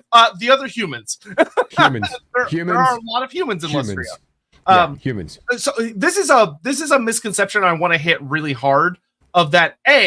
There are a lot of colonies. There's more colonies than you think in Lestria. A lot of people. B, there are significantly more humans in Lestria than you think, because there's often a concept where people will look at Lestria from the sake of the colonies and go, oh, so there were no humans whatsoever in Lestria before the coming of the colonies, which is not necessarily true. The Amazons are a good example of a huge question mark of what are they. Most of the most important sources would tell you they're not actually human. They look human, but they're not. There's something other. But one of the things that I've always felt very strongly is likely to change in the future is that the idea that there's no other humans whatsoever that have formed their own tribes or split off and learned to live in the jungle in the at least 2,000-ish years that humans have been on Lestria. I mean, humans have been there for a long fucking time. And originally there was humans all over those jungles as well, if you go with the original lore. The original lore had them, but they were such poor racist stereotypes that Warhammer largely dropped it. And I think for probably very good reason at the time. That doesn't mean they won't return there. The big reason that Lestria doesn't have many of these extra smaller groups is because so very few books have gone into detail outside of what is required for the battle game. That being the case, you tend to find that when the battle game does its, let's say, description of Lestria, they focus on Lizardmen, Skaven, Lizardmen, Skaven, and forget about the rest. And then we get the Total War game that comes along and goes, well, there's some dwarves up there and there's a bunch of colonies, and then, hey, over there you got the Vampire Coast as well. There's other factions. And then the role-playing game comes along. The role-playing game focuses on exactly the same shit. Lizardmen, Skaven, and then also says, oh yeah, but all that stuff from the old world, it's there too, so you can roleplay with it. Yeah! and then completely forget about the actual place itself and the vast area that it covers and the many likely pockets of civilization that live throughout it. And civilization doesn't just mean, you know, big cities, whatever. It could be various tribal groups that are making their way through the vast, deep, and extraordinarily difficult to live in circumstances that are the Lustrian jungles, many of which will have adapted to what is, in many places, the absolute horror show that has been created by the Slann, who've changed these into worse than a death world of Catachan in some places. So, yeah, there's going to be all kinds of local peoples that are down there, none of which have really been detailed, but have been kind of hinted at the periphery all over the place. Yeah, that being said, of the groups provided, weirdly enough, the Vampire Coast would probably be the easiest to deal with. Which is hilarious. Yeah, because they at least are very old world leaning. Like they speak the same languages and they understand you. The Amazons would be the next closest, but the Amazons are very insular. They do not like outsiders. They're very spooky. A lot of people don't realize how fucking terrifying the Amazons are. People stay away from them, and for good reason. Yeah, funny enough, I would actually say the Vampire Coast. Cameo, playing Vampire Coast while listening. Was wondering how likely greater undead alliances are in the absence of the gash. Depends on what's going on. Generally speaking, vampires like to be in charge, and it's often hard for them to establish a pecking order because they get in fights pretty easily. And the Vampire Coast are very far removed from everything else going on. That being said, it just depends. So they happen. They're moments of convenience, but they're often pretty dramatic events when you get greater alliances of undead, because that means shit's hitting the ceiling.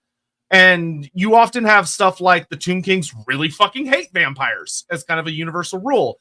That's honestly what makes like Archon the Black such a big deal. Is Archon the Black basically is the ambassador of the undead. He'll treat with any of the undead, and it makes him a big nightmare in that where he goes, history changes, because he often is getting vampires to work with him or Tomb Kings to work with him or other groups like that. That being said, vampires wandering over to the Vampire Coast and making alliances with Harkin, quite likely, and that having some disastrous results for various factions until the alliance inevitably falls apart and Harkin kills them, also quite likely. Yeah. Generally speaking, the great thing to remember with the undead is that undead armies are often extraordinary personalities leading great swathes of idiots. So if you're looking for alliances, you're looking for those personalities having a reason to work together. In this case, Luther Harkin or one of the various lieutenants that might be found up and down the coast.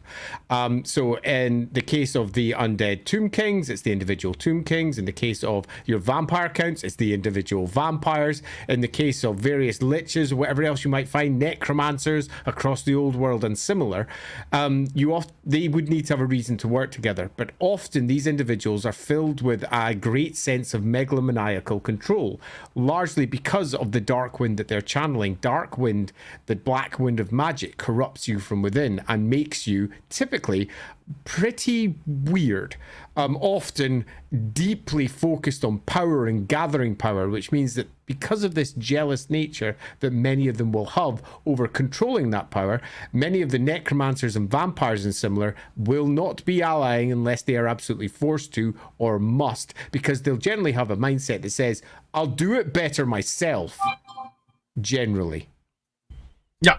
Aaron Katona, thank you very much for the super chat. Hi, what are your opinions of Luther Harkin being a Lamian / Blood Dragon? I think he revolves around magic too much for Blood Dragon things, but his name is Harkin. So one thing I want to dispel right here is the idea that all Blood Dragons are bad at magic. That is not true.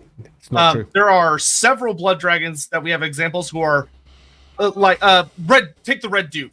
The Red Duke is one of the fucking scariest vampires in the entire setting. And the only thing holding him back is that he's completely fucking insane because he got trapped in a coffin for hundreds of years alone in the pitch dark and couldn't feed on anything, which, to be fair, would make anyone insane. But before that whole incident, the Red Duke, sorcery-wise, was horrifically powerful. Like, he goes toe-to-toe with the likes of, like, the Fey Enchantress and other really powerful wizards and was a nightmare to deal with. So the idea that blood dragons are just universally bad at magic is a hefty overgeneralization of the bloodline. There are select individuals that are noted as being pretty bad at it. Abarash is noted for not being very good at it. Wallach Harkin is not a very powerful wizard. But Luther and the Red Duke are obscenely strong in their primes. Though hilariously, both of them fall to madness, though a different kind of madness. That being said, like Andy, we talked about earlier, is he guaranteed a blood dragon? No. He could be a Lamian. He could be a von Karstein. He could be something. He could be the Forgotten Bloodline from like the Southlands that nobody really knows about. Who knows? Yeah, given the quality of the character as a whole, it wouldn't be surprising if it was a Blood Dragon or a Karstein. Both of those make, I would argue, better sense than, say, a Lamian. Both of those fit in pretty well, but that doesn't mean that he is. And I kind of like it and prefer it being in that direction. Him being an uncertain character strengthens the unique nature of the Vampire Coast rather than tying it in and saying, oh no, he's just one of those, which immediately makes the Warhammer world feel a little bit smaller. I like it having areas where you go, where does this one come from? We don't know. Particularly given that Luther himself at one point goes, I made myself, didn't I? Yeah. Yeah. I just woke up one day. Shadizian, thank you for the super chat. Hey guys, it's struggling to see why the Empire would fly the high seas beyond trade. New World colonies seem too small. Any bigger Empire sea colonies? Well, first of all, welcome to nation, or like the age of imperialism. Empire wants to get in on that. Bretonnia wants to get in on that. Estalia and Talea want to get in on that. Conquering the New World. Think of all the wealth and riches. There's gold on them shores. Yeah, they're empires. They want to expand. Now, it just happens to be that their version of South America is horrifically more nasty to invaders than our version was. So they're having a hard time with it. That being said, the New World colonies, they are many of them are probably a bit larger than you think they are, have higher populations than you may think. This is often due to the fact that me and Andy have talked about this before. If you go watch like the Altdorf stream, for instance, Warhammer writers tend to grossly underestimate how many people should be in a place for how long they've been there. Many of the the New World colonies have been there for hundreds and hundreds of years. Yeah. And even yet they're still a tiny colony. Really? Yeah. And that's more of a flaw of the setting and the fact that GW writers don't often know history very well. They just don't. Yeah, it's unfortunate. But are there any other notable colonies? Not that are really well talked about, but I would say, yeah. Like the idea that there isn't empire colonies somewhere in like colony might not necessarily be the right term, but like empire settlements in like the Kingdoms of End or on the colony on the shores of Koresh or in other bizarre places throughout the world, I find extremely unlikely. Like empire's gonna empire. That's what they do. And these empires have been around for thousands of years. Ain't no way they're just sitting there not doing anything. Yeah, totally. The Empire has, at various points, moved out by boat, but you've got to remember that the Warhammer world is a little bitty different to the real world in that it has existing empires out on the oceans, which fiercely protect it. In this particular instance, we've got the High Elves, who, as far as they're concerned, they own the high seas. And we have the Dark Elves, who, as far as they're concerned, they own the high seas. And anybody that transgresses them tends to get sunk, meaning that you don't have that easy expanse of water where your only competitors are other empires back in the old world. It's quite different. Just going out there is an extraordinary risk and you're probably going to die. So the core concept of empire building is simply different in the Warhammer world to how it is in the real world to start off with. But nevertheless, the idea that higher technology peoples will come in and try to take control of lower technology peoples, and the potential, not just colonialization of that, but the attempt to control others through that, seems to me not just likely, very likely, and it hasn't really been mined much, but there's going to be more of it, I'm sure. Yeah, honestly, the Southlands in particular is an area where you would expect to see significantly more colonies. But the Southlands Games Workshop just does not think it exists the vast majority of the time.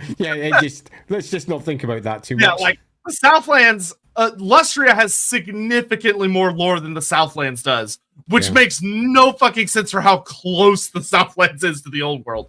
So that being said, the largest colony I know of would actually probably be the penal colony of Sudenburg, which is down north. Way. Yeah, it's not down in the jungles. It's just north of that in the coast of Tusks, I think. That one's pretty big. Yeah. Yeah. Let's see. What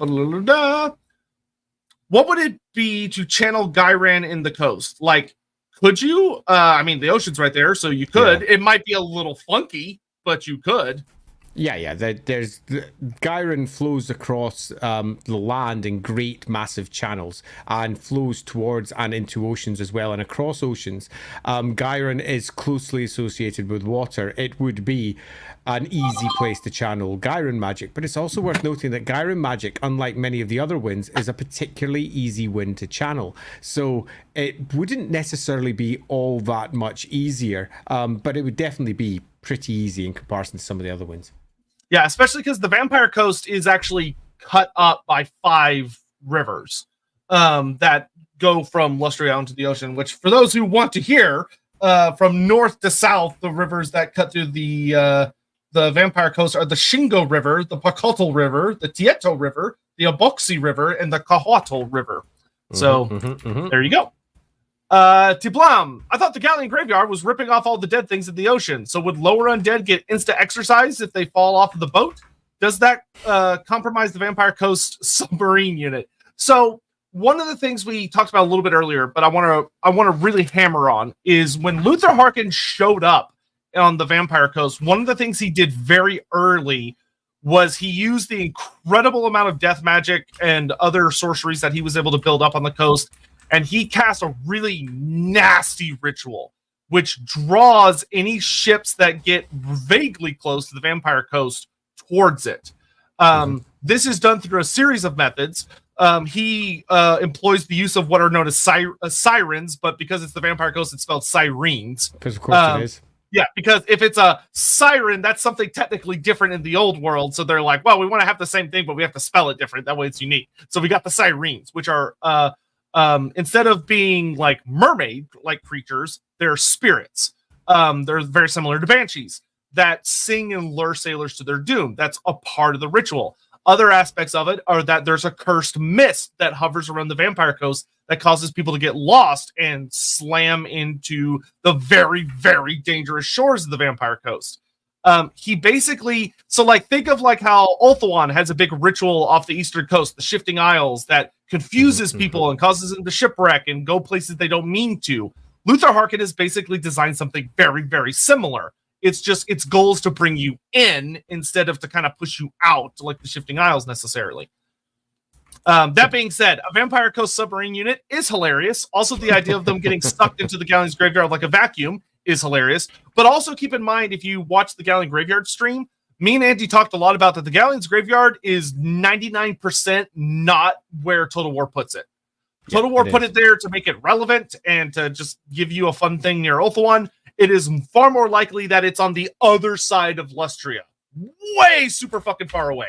So it's nowhere close to the Vampire Coast. Yeah, and the general comment here that the Galleon's Graveyard yanks everything down there, generally that is correct eventually, but consider it like gravity. That distant thing, you're going to get there eventually, but there's a far closer source of gravity that's coming from the Vampire Coast. So the undead there get pulled into that area first, and we'll have a good stomping around there. And if they sink elsewhere, they very much could go down to that graveyard. One of the mistakes generally with the Warhammer world is to accept the lore when it says all of these are that, because every time you read that you then go, right, I've got it, I understand that. You go read another book and it says over here it's like this, and you're like, but it says over there that all of those are different to that. What? So what you tend to find with Warhammer lore is that they speak in categorical terms. This is the most powerful example of this. There is nothing that's more powerful than this. This is the greatest example of this. Everything that dies here goes there. And then the actual specific examples all over the place contradict those mighty categorical statements all the time.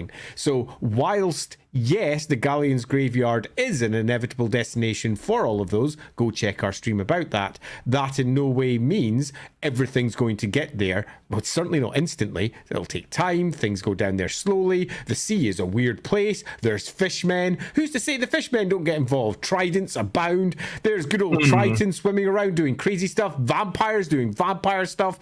Other things doing other stuff. It's a massive, complicated set of affairs with, at the very bottom of it, that great maw nibbling away at everything the sea offers. But in no way does that mean you're all going to go there immediately. So it doesn't in any way compromise anything the Vampire Coast is doing, but it is a consistent part of what lies at the background of the Vampire Coast's existence. Yeah, I like to think of the Galleon's Graveyard more like entropy, in that it's this very weak but constant source of pull.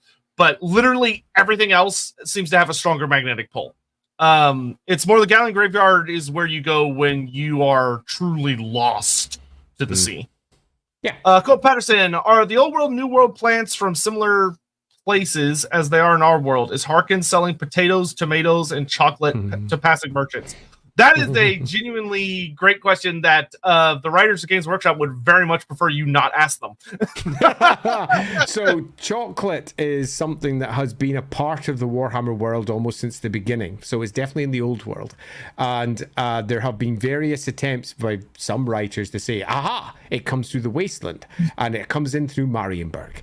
And others who say, no, they've got it from other sources. So I think the answer is somewhat generally for much of this, yes, but potatoes have been in the old world for a very, very long time now, probably hundreds and hundreds of years, and are grown locally, and as are tomatoes. Chocolate, that's much less certain. So the answer in general is Harkonnen probably does have access to a host of interesting crop types, as do others that are sitting over in the New World, and far more crop types than simply real world equivalents. Take, for example, ice peppers that you get in Kislev. Ice peppers are like a bell pepper, but they give you a menthol-like numbing rather than, a hot pepper, which gives you, oh, shit, it's hot. So you've got yourself various crops which you'll only get in the Warhammer world because of the magic that flows through it, or because it was changed by the old ones, or because some crazy wizard did some crazy wizard shit, and they've managed to make some crazy wizard ship crop. So they are going to have stuff. As to whether that's ever properly traded by what are a bunch of pirates, well, that's down to individual writers and what they decide to do with it. And it is ultimately something that, as Sotek says, many writers forget about or would just rather you didn't think about, because they're far more interested in having large units beat living crap out of each other for whatever novel they're working on. All right, and I'm going to leave the next comment for a little bit later, because there's some things I want to talk about, and I'm just keeping an eye on the time that I want to get through before. Yeah, look at the time. It's already quarter two. Yeah, we appreciate the deluge of questions. Massively do. Yeah, it's been great. Yeah, it's been awesome. So, the Vampire Coast is the northeastern shore of Lustria that is made up of the Pox Marshes in the north and then the Blood Swamps further south. It's over 1,000 miles of land that is made up of pretty hefty, nasty marshes that eventually give way to the beaches of Lustria, which are, your typical beaches, nothing particularly exciting. And like I said earlier, you have 5 rivers that are dumping out of them. Luther Harkin is the true origin, as far as the Vampire Coast itself is concerned, of what it will become. Now, it's always been a dangerous shoreline. There were many vessels from other races that had wrecked before the arrival of Harkin. His was just another one.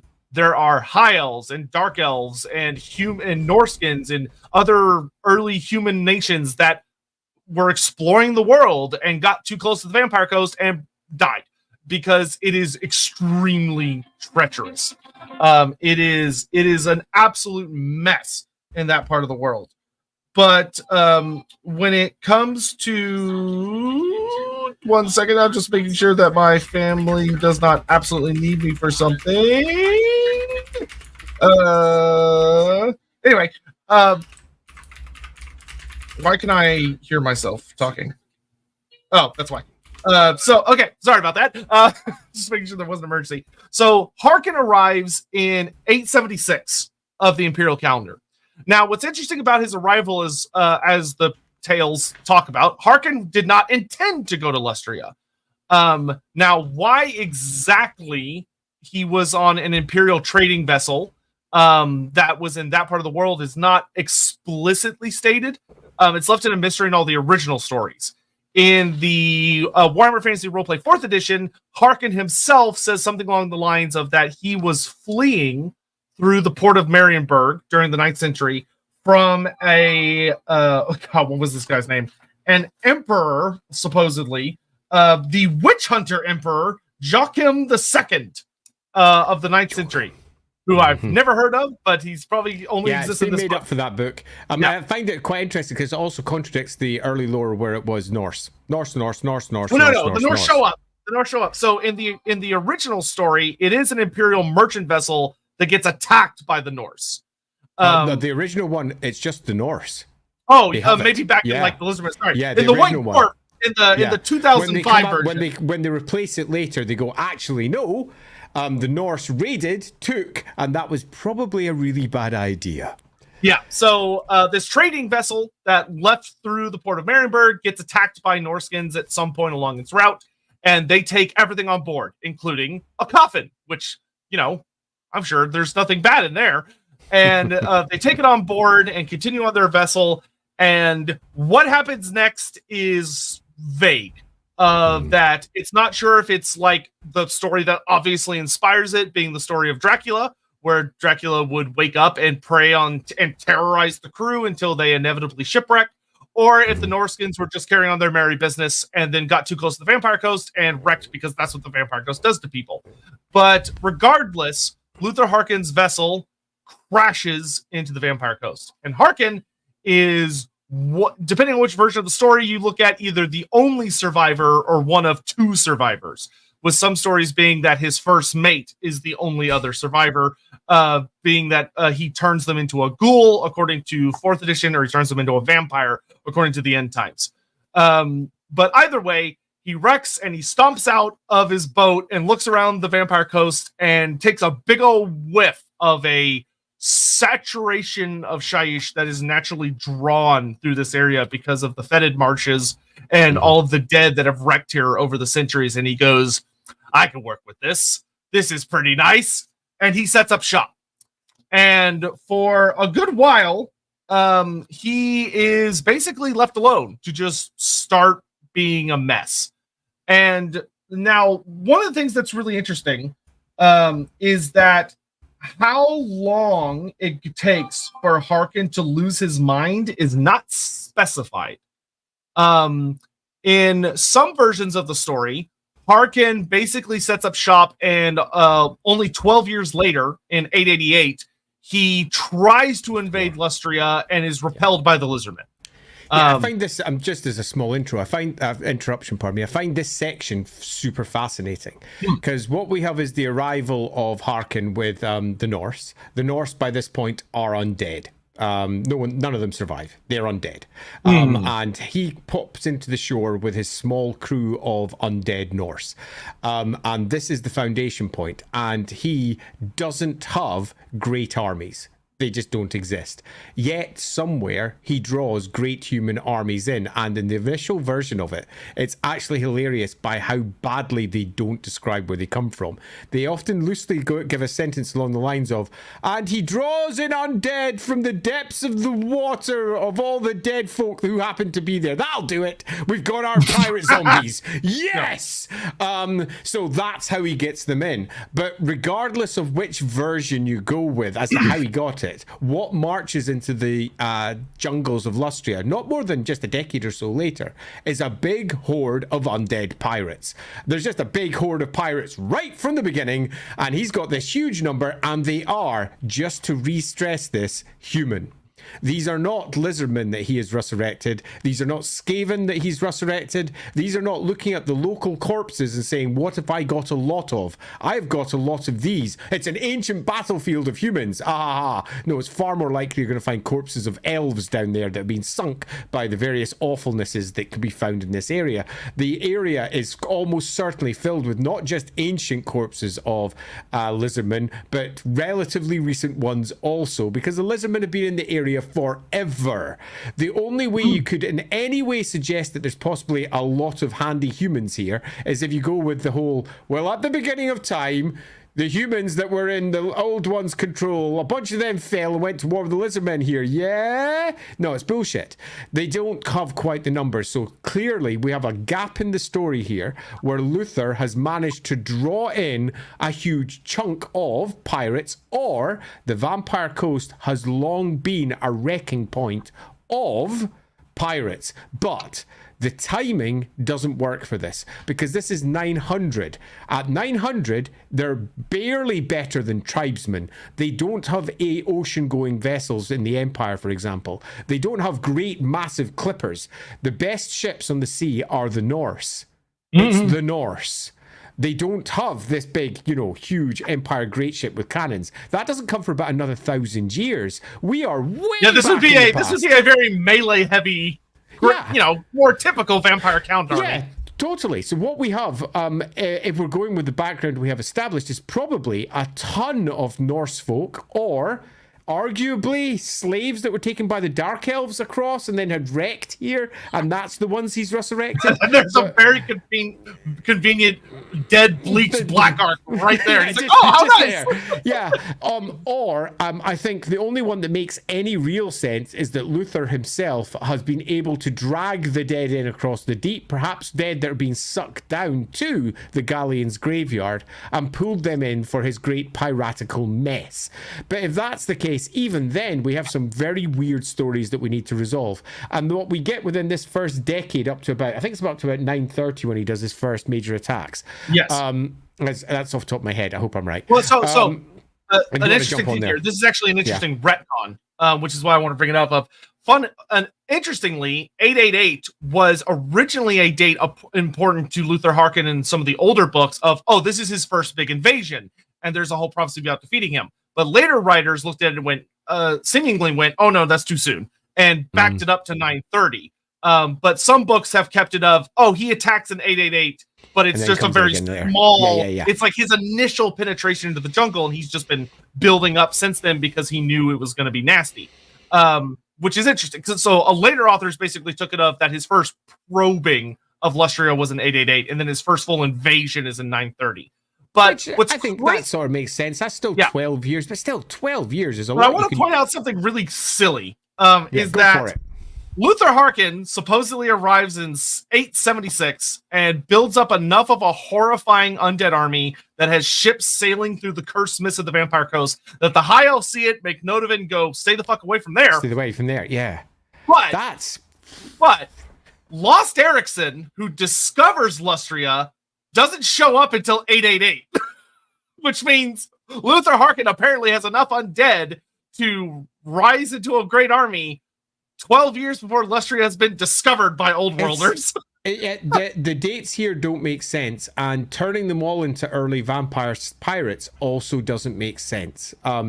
It would have made, I would argue, a better sense to say in the beginning he had this. He summoned up the undead and the corpses in the local area. Lots of skeletons rising out of this horrible boggy marsh from perhaps ancient battles from time past, and using what was there. And over the course of time, the large number of pirates that landed in the area over the course of the next several centuries changed the tone of the area. That would have made arguably more sense, but kind of no. Yeah, also, I apologize earlier. I said Brion because my brain is stupid. I meant Liang Gui. No. I was right. It was Brion. Never mind. I take it back. Brion. I don't apologize. So, interestingly, that there's that whole mess, which is a whole stupid, goofy thing. It's a bit of a mess up. It needs a writer to come along in and focus on it. I'll put it this way. To be very, very blunt, if I were rewriting Luther Harkin, he really probably doesn't need to show up until like 1,000 years after that. Like, he could have showed up in the 1800s and his story would make so much more sense. And you just kind of update all the dates, because like none of his stuff is super important that he does in the grand scheme. He shows up earlier than he needs to. what the problem is that Luther Harkin has been saddled with the date that he got in the Undead Army list all the way back in 1994. And that 876 arrival date has stayed in place since then, but the tone of the Vampire Coast changed and it turned into the Vampire Pirate area. And instead of saying this is the area that's now Vampire Pirates, they kind of say Luther Harkin's a vampire pirate and all of the people here have always been vampire pirates and they've been doing this for ages, and it sort of doesn't make sense. And it really needs a writer to just come in and say, yeah, you know that thing that was said over there, let's rationalize that, let's make this bit make sense, let's make Luther Harkin make sense, let's make his madness be a part of that. His madness that he gets eventually later can pretty much cover most of the uncertain details, because as we've suggested, most of the details that we have about the Vampire Coast are often from his perspective. So we can say it was almost anything to begin with. We can say that the first attacks and what they were doing could be for very different reasons, with not vampire pirates, but just your classic undead, or even undead of local tribes folk that Luther Harkin has brought underneath his sway. There's lots of stuff that could be done here to make a great deal of sense of an ancient Luther Harkin who's been in the area, who nowadays is a mad pirate king. And he wasn't originally a mad pirate king. He was probably originally something very different. An extraordinarily capable sorcerer, of that we're pretty certain, who was capable of using the great swirl of dark magic that he found himself in, and arguably he guided the Norse vessel too. It's not so much it crashed, it's almost certainly that that's where he wanted to end up when he spelt it, pulling him in that direction, using that as a story plot, and then the very magics that he himself was trying to manipulate drive him mad and send him over the line. Yeah. So, that being said, with that whole thing out of the way of dates being dates, like Andy said, in 930 we get the first big invasion, and this very much seems to be before Luther Harkin loses his mind. That he leads a fucking gigantic invasion. And one of the things that's interesting is, according to the older lore of the White Dwarf article, which this is not contested by the newer lore, so it still could be considered canon, there is a Slann that is aware of Harkin named Lord Zeltip, and he's down in Itza, which once again, long way away. And Lord Zeltip, really far away. Yeah, which, you know, Zvanhapek, which is the city of Mist, is right next to where Harkin is. Yeah. But it's Lord Zeltip that becomes aware of him and decides that he needs to be dealt with. And according to the original story, Lord Zeltep casts a spell on Harkin from all the way in Itza, where he basically pulls at threads in Harkin's mind to try and make him more greedy, more aggressive. And it causes Harkin, supposedly, the Slann are established to be able to do this, though it's used very rarely as a power. So Harkin eventually gets like, yeah, it's time. And he leads a gigantic fucking army of zombies crashing through the jungles of Leicester, and he's heading south. And he basically is heading towards Itza, essentially. And as he's plowing his way through the jungles, he gets within several hundred miles northeast of that. The armies of Itza march out to meet him. And the big battle breaks out where Nakai the Wanderer shows up, and the armies of Itza, along with Nakai the Wanderer, face off against the forces of Luther Harkin. And this ends up fulfilling a big old prophecy, which is the prophecy of Huankas Lampek, which interestingly means the old ones knew this was going to happen. And they put it on their sacred plaques and said, one day a vampire is going to show up with a big zombie army, and when these astrological signs align, you need to go deal with it. And Lord Zeltep goes, okay. And he does. And they kick the crap out of Harkin and send him tailing back to the Vampire Coast with his army pretty heavily shattered for a good while. What's interesting is that from this point, it changes a bit. Also, hilariously, there's a lot of retconning around that particular fight, because if you go back into older lore, there's actually a different prophecy and it was actually Lord Mazdamundi who fights Harkin. That Mazdamundi comes all the way down from Hexwaddle, which is a really far away place, way up there, and he kicks the crap out of Harkin and fulfills a different prophecy. But different versions kept disagreeing with each other, and they finally ended up settling on, no, it's Lord Zeltep that does it. But Akai the Wanderer shows up. Neat. But Harkin is pushed back after a big ugly battle. And Harkin at this point just kind of kicks around, and it's at some point in this ballpark that he likely loses his mind. And what essentially happens is that Harkin starts having a lot of good success against the ruins of the Lizardmen along that coastline. Most notably, Axolotl, which is a very important city. I think it's called the Star City, if I remember correctly, is a ruin that he successfully sacks in 1351. He does a great job. He pillages it. He gets a lot of really cool Slon goodies that further enhance his powers and abilities. But one thing that Harkin starts to run into is that there's a geomantic nexus line that runs essentially north to south through a series of Lizardmen ruins that has its focal point in the city of Waddle, which is another fallen ruin of the Lizardmen. And Harkin realizes that his magic runs into problems trying to get past this line. It's basically like a disruption point that if the undead try to cross it, a lot of them just like collapse and fall over just dead. And Harkin goes, well, okay, that's a problem. And so he tracks this nexus point to the city of Waddle, which the Lizardmen have had an on and off again relationship of trying to rebuild, where they've shown up, they've rebuilt parts of it, and then they leave. And then they show up again, they rebuild parts of it, and then they leave. And Harkin shows up when it's abandoned. And because the Lizardmen have been coming back to it occasionally, they've restored some of its defenses. And there's a deep chamber vault where Harkin senses something of incredible sorcery and a magic item of nightmarish potential. And he decides, I must have it. I must have it. Not only will it disrupt this point, but it will make me even more powerful. And so he sends his undead in, but there are wards around the entrance to this vault. And the second the undead step past it, the witch fire in their eyes, the magic animating them, gone, turns off. They just fall over like puppets with their strings cut. And it keeps happening. So Harkin finally decides, fuck it, I'll do it myself. And he basically walks into the chamber. He forces himself through the wards, forces himself into this underground chamber. And I love the way it describes of that he unleashes his full might against the wards. So he basically gets in a magical duel with these ancient protective wards of the old ones. And it is if you were to witness it, it would be ridiculous level scale magic being thrown around.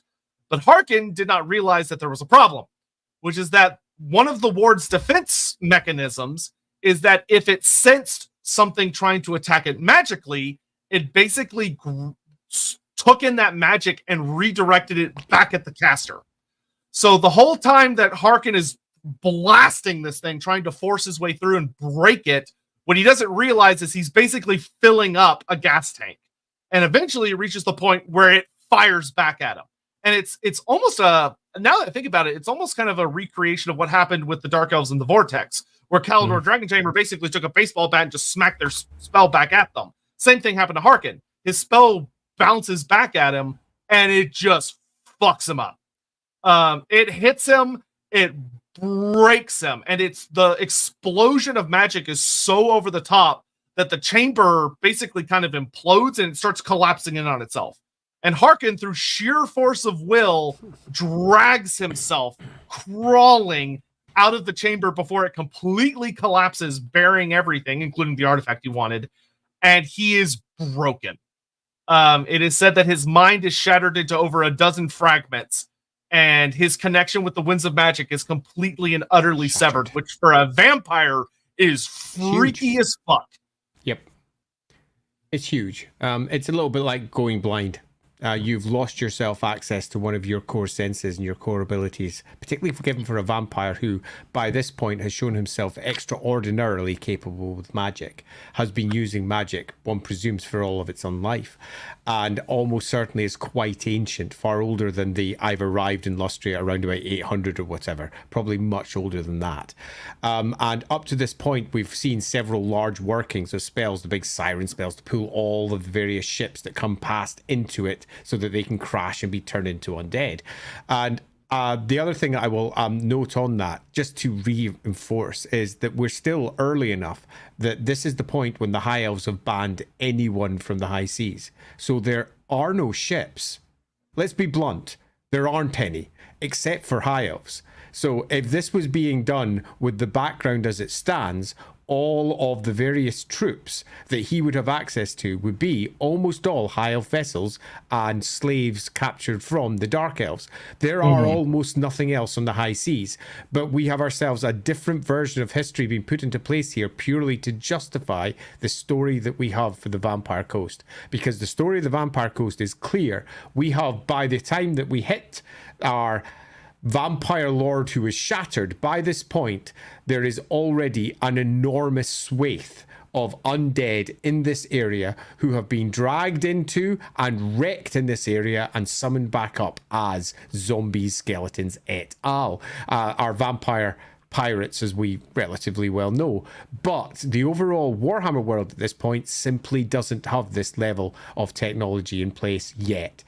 Even if you look at the Lustria book, which came out a bit later, and they're going in 1400, and it's definitely not 1492 when Columbus sailed the ocean blue, honest, but basically riffing on that, they're saying the new corridor had opened, they're managing to get themselves over to Lustria for the first time, and then they're like, but Harkon's been here for the last 600 years.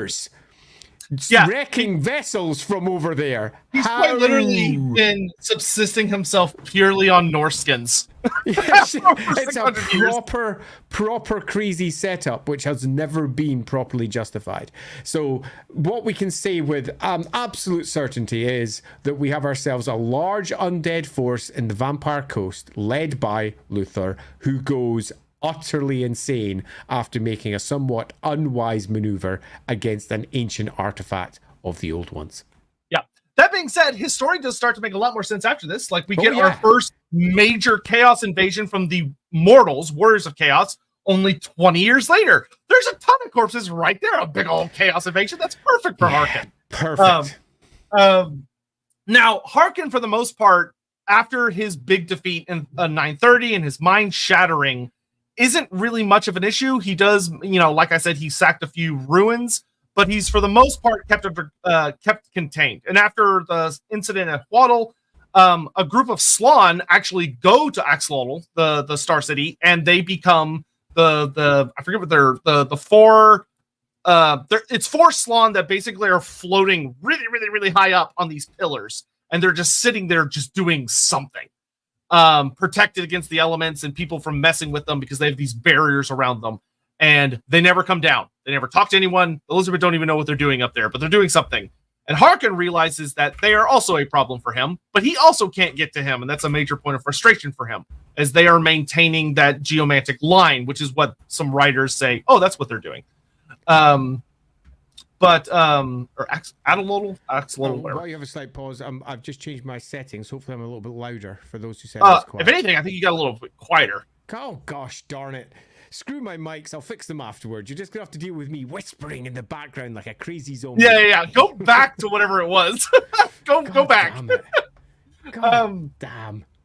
That being said, the next major event that catapults, and understandably catapults, Luther Harkon back into being a major threat for Lustria is 1681, also known as the Night of the Restless Dead. And this is the night where Nagash returns. Nagash comes back to the mortal realms, and when Nagash returns to reality, it is so bad that all of the dead across the entire planet get up and start roving around for a night of madness and horror the world over. And all of the dead of Lustria get up, and Luther Harkon goes, mighty convenient. Look at all these new soldiers I just got. And the ranks of the Vampire Coast explode. Absolutely explode. And he takes huge advantage of this. Gathering to himself ghosts and revenants and zombies and skeletons and all sorts of other crazy stuff. Because although another thing that I will point out that I find funny about the Vampire Coast is that it's a zombie faction. despite the fact that would mean that all the dead would be like relatively recently dead because they still have flesh on them, despite the fact it would almost entirely be a purely skeletal horde because of how humid and nasty and all the predators and fauna and stuff of Lustria. It probably wouldn't be a zombie army. It'd probably be a skeleton army, but zombies work more fun for pirates in a lot of people's opinion. So whatever theme. Totally. They're zombie pirates. Live with it, even if it makes no sense. Yeah. Then we get the Cathan attempted invasion of Lustria, which goes terribly. Once again, great for Harkin. Dark Elves start attacking like crazy, potentially good for Harkin. But ultimately, he doesn't do a whole lot for a good while, other than just kind of being a menace in the general area, mostly because of his madness. Harkin's different personalities, every time they are talked about by different writers, they're portrayed very differently, which is fitting. And they are wildly different. His personalities are extreme to the point where he's described in some that sometimes he has the personality of literally a babbling infant. Other times he believes himself to be like an eccentric general. Other times a great hero. Other times a terrible monster. Pretty much any eccentric performance you can think of is a personality of his, which is weird and very funny. But and is also one of those things that's best left, I think, not too overly explored. But sometimes the real him peeks through, and those are usually the times where he gets shit done. He gathers to himself a court of necromancers, a court of vampires, who use sorcery, and he keeps them all very, very close because he cannot cast magic. He sucks it up, but he can't use it himself, which is one of the things that makes him such a, I think, beloved character for lore fanatics, is that he's so fucking unique. He's literally, on tabletop, he was running around with whatever the max magic resistance is, he has it. Whatever max is, he has it. If you're ever playing a roleplay game, magic should just not work on him at all. It should just bounce. If you can even use it near him, because he's just that much of a repellent. Or a suck. Yeah, vampires do really like to suck. Obviously, all the colonies start getting established, so we have tons and tons and tons and tons of people and humans coming to the area, which is when the Vampire Coast, as we understand it, would likely take the form we know it as. Yeah, would be around. Much more sense. Yeah, wouldn't really be around till probably about 1500. I see is really when it would start to kick off and just grow more extreme, which is hilarious because he's been there for almost 1,000 years. Yep. Go figure. Yeah. What's interesting is that there's a couple other specific things I'll talk about, but I just want to finish with kind of the timeline specific stuff. Of the last time we really get to see him is one of the things that drives me crazy, but it's really funny, which is that in 2471, so 50 years before the end times, that's a long time ago, Harkin makes a friend, and his friend is Morathi. And not only does he strike a bargain with the Dark Elves, Morathi herself comes down to Lustria, which is not something she does a lot. A lot of people think she does. She really doesn't. She doesn't leave Nagaroth very often. But she actually physically came down and struck a bargain with Luther Harkin, teamed up with him, and they attacked the ruins of Chocobox, which is a lizardman ruin that apparently had something very, very important in it for both Morathi and Harkin to want to really get in there. And with their powers combined, they are a unstoppable force. They plow through everything in their way. They get to the ruins. They sack it. But when they sack it, Luther Harkin has one of his moments, his personality shift, and his new personality decides, fuck Morathi, screw this bitch, we're enemies now. And it doesn't go well for him, where he starts fighting the Dark Elves. And to be fair, Harkin proves to be enough of a menace that he can't just be killed outright, because he's a bit of a problem, especially with the whole magic doesn't work on him thing. So Morathi does the next best thing, which is that instead of trying to kill him after he kills a bunch of Dark Elves and he's fighting his way towards her, she hilariously reactivates the wards of Chocobox, the Lizardman Temple City, and activates a barrier that traps him. So he gets stuck And Marathi goes, oh, look, there's a giant army of lizardmen on their way from Slunhapek who are really irritated at us. Bye. And she just leaves. And Harkin is canonically captured by the lizardmen. But they don't kill him. And what's interesting is that this is the last mention in the timeline of Luther Harkin, other than he escapes. But there's no mention of how he escapes, when he escapes, which I'm going to put a very crazy idea out there of, frankly, I think the lizardmen let him go. Yeah, I agree completely. I don't just agree, I agree completely. It's quite clear that from the lore that we now have that's in place, that the old ones wanted the end times to occur. It was the point, and Harkin becomes a core component of the Nagash part of the end times. So you could argue that Luther Harkin was being set up for what he would become much, much later. It's all part of the process. The old ones had a plan, and the lizardmen, in their, you could even argue in their stupidity, saw it through, because ultimately the old ones' plan was the destruction of everything that the lizardmen were attempting to protect. Yeah, so there's a fun little storyline that is never explored, and I hate that it isn't, because it would make for such a fun moment of Harkin raving at the lizardman capturing him, the lizardman being like, no, this one needs it, kind of like how they let Thankful go, of this one is important, we need to send him, we need to put him back in his little containment over there. The only other points that I want to point out before we get back to super chats, because there's a lot of them and we need to start getting through them, is that some other just fun notes about the Vampire Coast as a place, is that it is super nightmarish, not just because of the vampires and all the undead and stuff, but it's very difficult to navigate. On top of there being a lot of really sharp rocks and nasty things, you have two volcanoes on the volcanic isles, the Fuming Serpent and the Spitting Serpent. Big old volcanoes. Fun fact, the Fuming Serpent is supposedly the volcano that Sotek the god was born out of and chased the Skaven across the ocean to the old world.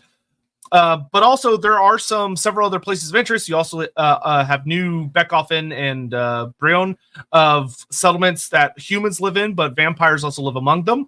There is my favorite note about New Beckhoffen is that there is a temple of Mor with heavy quotation marks that is watched over by a batshit crazy tortured former priestess of Mor, but when you go into the temple, it's even designed to look like a temple of Mor. Instead of all the things you would expect from a temple of Mor, it has a giant, beautiful statue of Luther Harkin himself to be worshipped as a god.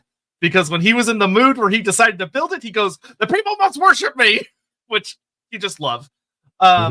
He has a pretty awesome number of establishments. He has a castle over on the Volcanic Isle. He also has a major castle within, which is where he resides nowadays, within the Blood Swamps. He has a big old nasty black castle that's made from a form of black marble and obsidian, which is super spooky looking. That is reminiscent of what he remembers of his time in the Empire. So it has some pretty cool designs. And overall, it's just a menace in the area. But he's not the only one. There is another character that Warhammer Fantasy Roleplay 4th Edition introduced that I actually really, really like.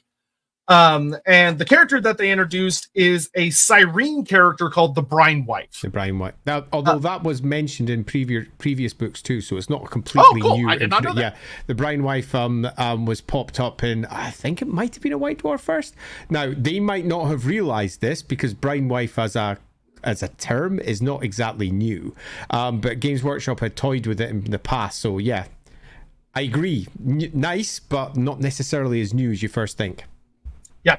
The other thing is that, so her story is that she is a witch who fled from the Empire in the time of the Three Emperors, named Ketterlin, and she makes her way across the ocean, being pursued by a very nasty group of witch hunters that were just like, this bitch has got to die.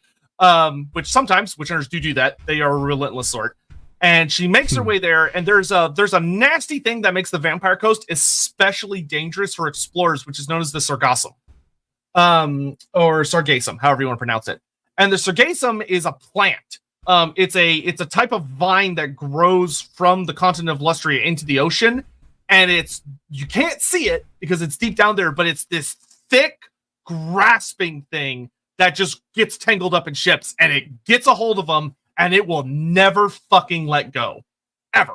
Which is the main way that Harkin captures people, is that he doesn't have to do anything. They just get stuck in the Sargasso because that leads to all the river entrances. So people see the inlets of the rivers to the Corvesa River, and they think, oh, well, we're going to sail inland. We just got to go here. And then they get stuck. There's a very specific path you have to take through. And Harkin controls that path very diligently. Of that, if he likes you and you're caught in a particular catch him in a good mood, he'll allow you to pay tolls, essentially, to be guided by these undead ferrymen, which is just a cool idea, where he'll let people pass through in exchange for giving him things that he wants. Without his help, you are not getting through it. You're just not, because those vines are that nasty. So anyway, Ketterlin, her ship gets trapped, and she tries to bargain with Harkin, but he's in one of his moods. And he captures her, and she's brought to his castle, which at the time was on the Volcanic Isles. And she has this whole epic conversation with him where she's showcasing her power. She was a very strong witch, really powerful, not like a chaos sorceress, but just a very powerful witch. And Harkin does one of my favorite things, which is that she's talking at him, and she says, allow me to serve you. Allow me to be like a powerful sorcerer in your retinue. Allow me to serve you. And Harkin gets a mood shift, and he goes, okay, you're right. I will let you serve me. And he hits her with the hypnotic gaze, because Harkin has hypnotic gaze because he's fucking scary. That's one of the scariest powers vampires can have. Hypnotic gaze is busted as fuck. In every medium it shows up, and it is a busted ass power. And he ties her up, and he performs a ritual to turn her into a siren, which involves him taking her up to the top, doing some horrible shit to her, and then he literally throws her off of the top of the castle so she drowns in the ocean. And she becomes a siren. But the problem was she was such a powerful witch, and her death was so bad that she turns into a siren, but she wasn't a regular siren. She was a siren that still had the ability to use magic, and she was pissed. Furious. She was a full-on revenant. And instead of being a faithful spirit he could control, she starts just wrecking shit.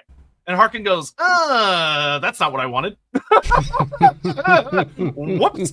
And she causes a lot of damage to that castle to the point where Harkin kind of shoos her off eventually.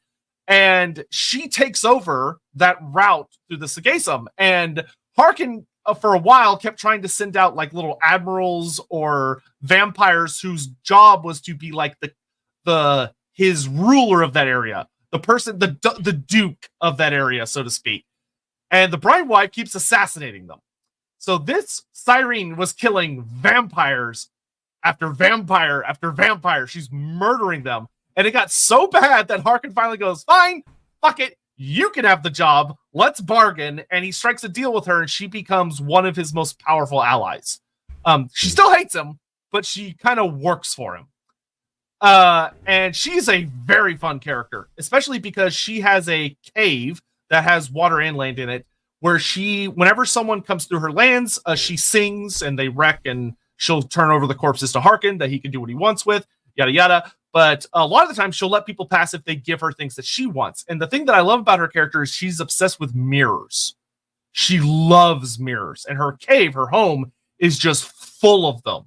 And she just stares at them and talks to herself because her story is actually really sad. And I just love her. She's a fun character. She's great, especially because she's not strictly aligned with him. She's a reluctant ally at the best of times, which those are the best kinds of allies. Yep. Yeah. Other than that, super chats. Super chats. We left off here. Howdy, can't say for long since I'm working. I'm bad at reading people, so I may be off on this. But Andy, what are your thoughts on Celestia Deerfen? It seems to me like you don't like her. I don't dislike her. I don't think Andy he doesn't have a lot of experience with her, so I don't. I require more XP in that particular front. I don't dislike her. I encountered her once and kicked her ass. But yeah, I don't dislike her. Come back to me in approximately 6 months and let's see what my opinion is by then. There you go. Whoa, wow, Phil.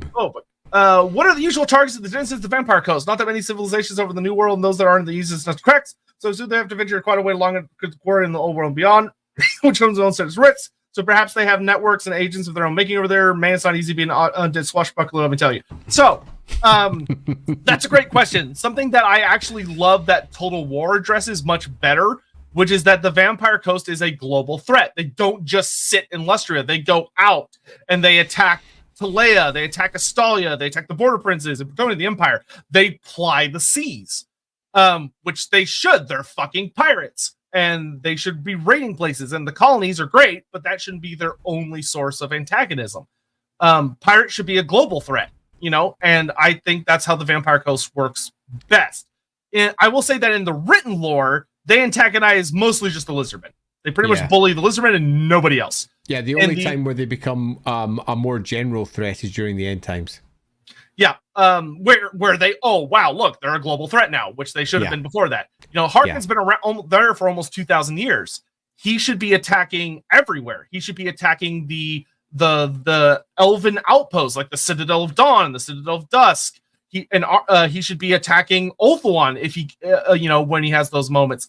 The Vampire Coast is kind of one of those things where you definitely have the feeling of an author is writing a Lustria book and goes, oh, right, the Vampire Coast. Well, this is Lustria, so I'll just contain it to Lustria without thinking about the wider world. Where it's very likely the Vampire Coast, while they would be having their Lustria attacks, a lot of their stuff would be attacking literally everybody else.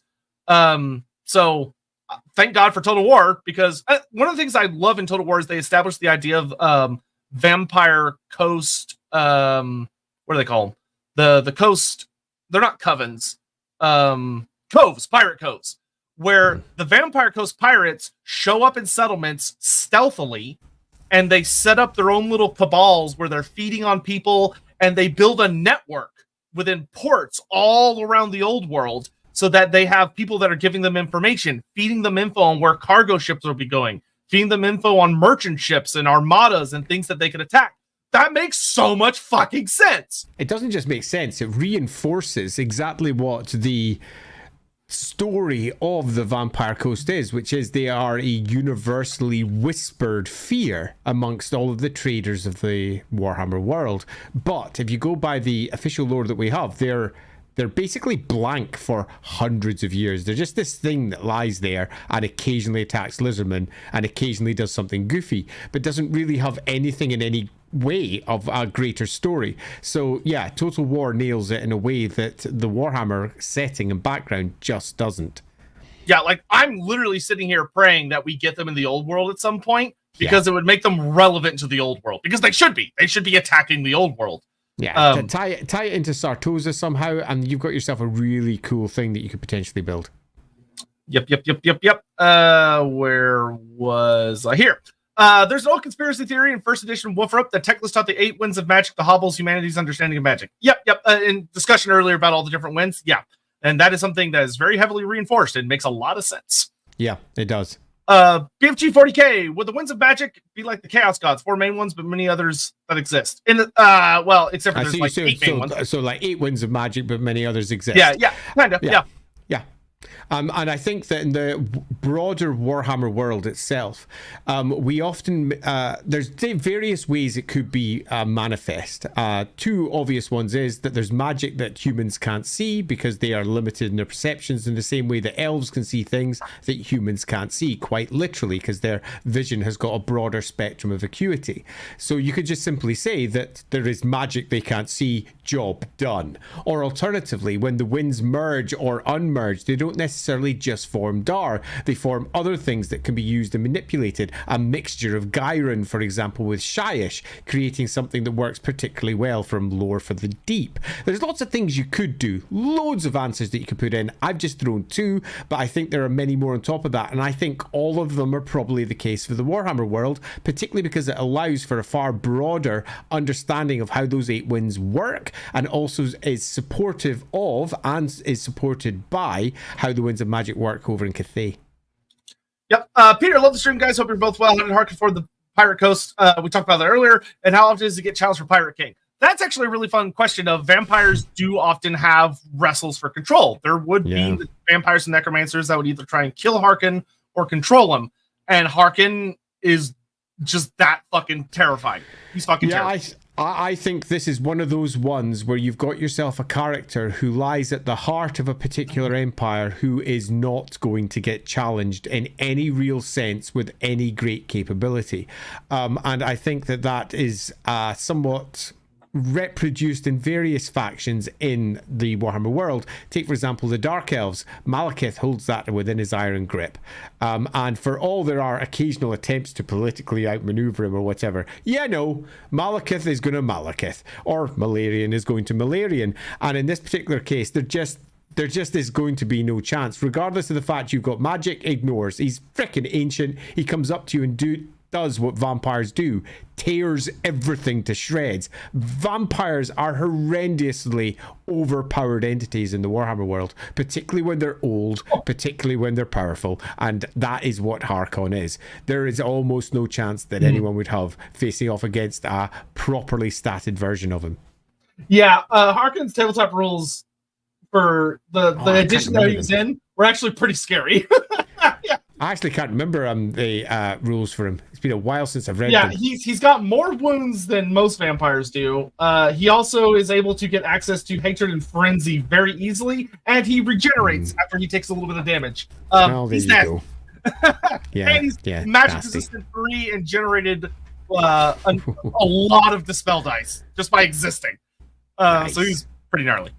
Phil, on a lighter note, one of the most Anglo names, we actually talked about this earlier, making gunpowder really isn't that complex. There were examples of indigenous people that could make it during the conquest of the Americas.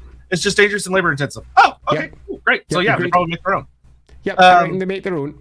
Sagemaster, any Arabian presence in the New World? They're meant to be great sailors, but it seems strange that every other nation has a luxury and foothold, but not them.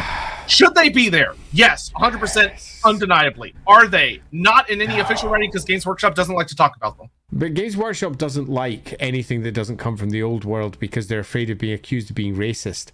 And what often happens is, because they ignore the rest of the world, they end up making everything very white and super racist. It's an absolute catch-22 of a position that is of their own creation.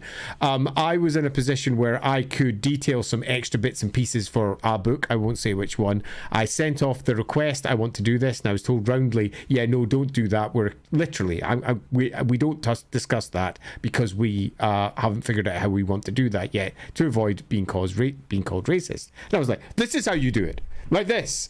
It'll work. It's fine. And they're like, no, just eradicate all of it so we just don't discuss it at all. Meaning that the piece came across as super, super white and weird.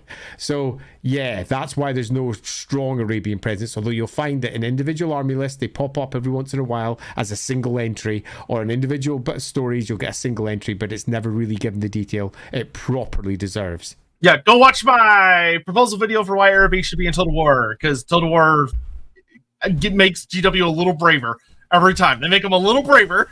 Yep, agreed. Lord Eisen, hey, I'll just received my copy of Dark Deeds, but also by pure dumb luck, I came across a hardback copy of Liber Chaotica for dirt cheap. Dang, look at you. Nice. I like it, Lord Eisen. You swindled somebody. Yeah, you go sell that on eBay and you probably make yourself an enormous profit. But personally, I'd keep the book. Oh, yeah, it's a great book. Great book. Yeah, great book. Ricky, thank you very much. I finally managed to catch a live moment. Thank you for your can't wait to watch all this. Oh, we appreciate that, Ricky. Thank you so much. Warzags, what is the relationship between Noctilus and Aranessa? Bad. Very bad. Aranessa hated Noctilus. She had a run-in with him but in an earlier part of the story, before the actual Dreadfleet thing. She despises him. She hates him big time. Especially Aranessa is very much, in her personal story, she is a daughter of Manon in a very literal sense, and she takes that very seriously. Like, she is a devout worshiper of Manon, and Manon has no tolerance for Noctilus. Fire Snakes, did he break the Nexus point at least? In Huatl, it's not exactly clear. He maybe. In the lore that discusses that, it talks about that Axolotl becomes the next major priority. So the answer seems to be yes, but he wasn't able to take good advantage of it. Yeah, I imagine it was probably disturbed in such a fashion that it no longer works. But if you got yourself a particularly savvy individual, it could be reestablished. Isaac, you once said that Harkin would beat Manfred in a 1v1. Do I stand by that? What Andy's take? I don't know what the fuck Past Me was talking about because I think Past Me was an idiot.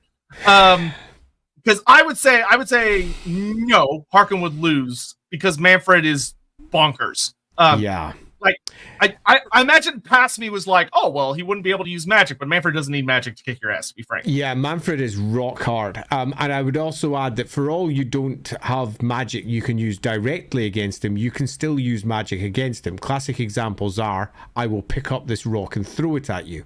That's magic. Yeah.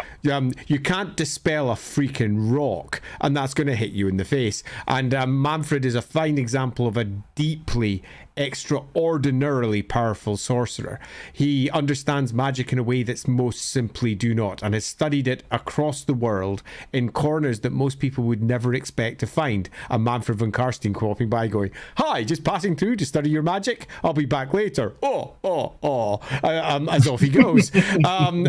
Yeah, I think that that this is a little bit like the old fight between two immovable forces, obviously, because Harkin is a mentalist. Yeah, it would be a fight. Don't get me wrong. It would be one a fight. hell of a fight. But if I was to put basic odds in it, I would say most of the time Manfred would get the better of it. That doesn't mean he beats him in a close-up combat. It means he gets the better of the situation because he's exceedingly intelligent, exceedingly capable, and would take on Harkin in the way that would most likely allow him to succeed. Yeah, and the big thing with Harkin is that his personality changing can help him, but most of the time it's a detriment to him. And that would be huge in Manfred's favor. You know, Manfred doesn't have to deal with the stress of that. Whereas Harkin could quite literally be in a fight and basically have the issue that trolls have, where he gets a personality shift and he doesn't know where he is. Yeah. It's like if you want to look at Harkin in a very tragic sense, he basically has hardcore vampire dementia, of that he literally will have moments where he'll just sort of blink and he doesn't know where he is. He doesn't know what he's doing. Normally when he's in a fight, he's able to focus and that kind of keeps him on board. But in a fight against someone like Manfred would heavily want to take advantage of that. Burmatail, thank you for engaging my ADHD so I can do chores. You're welcome. Always happy to help a fellow ADHD individual.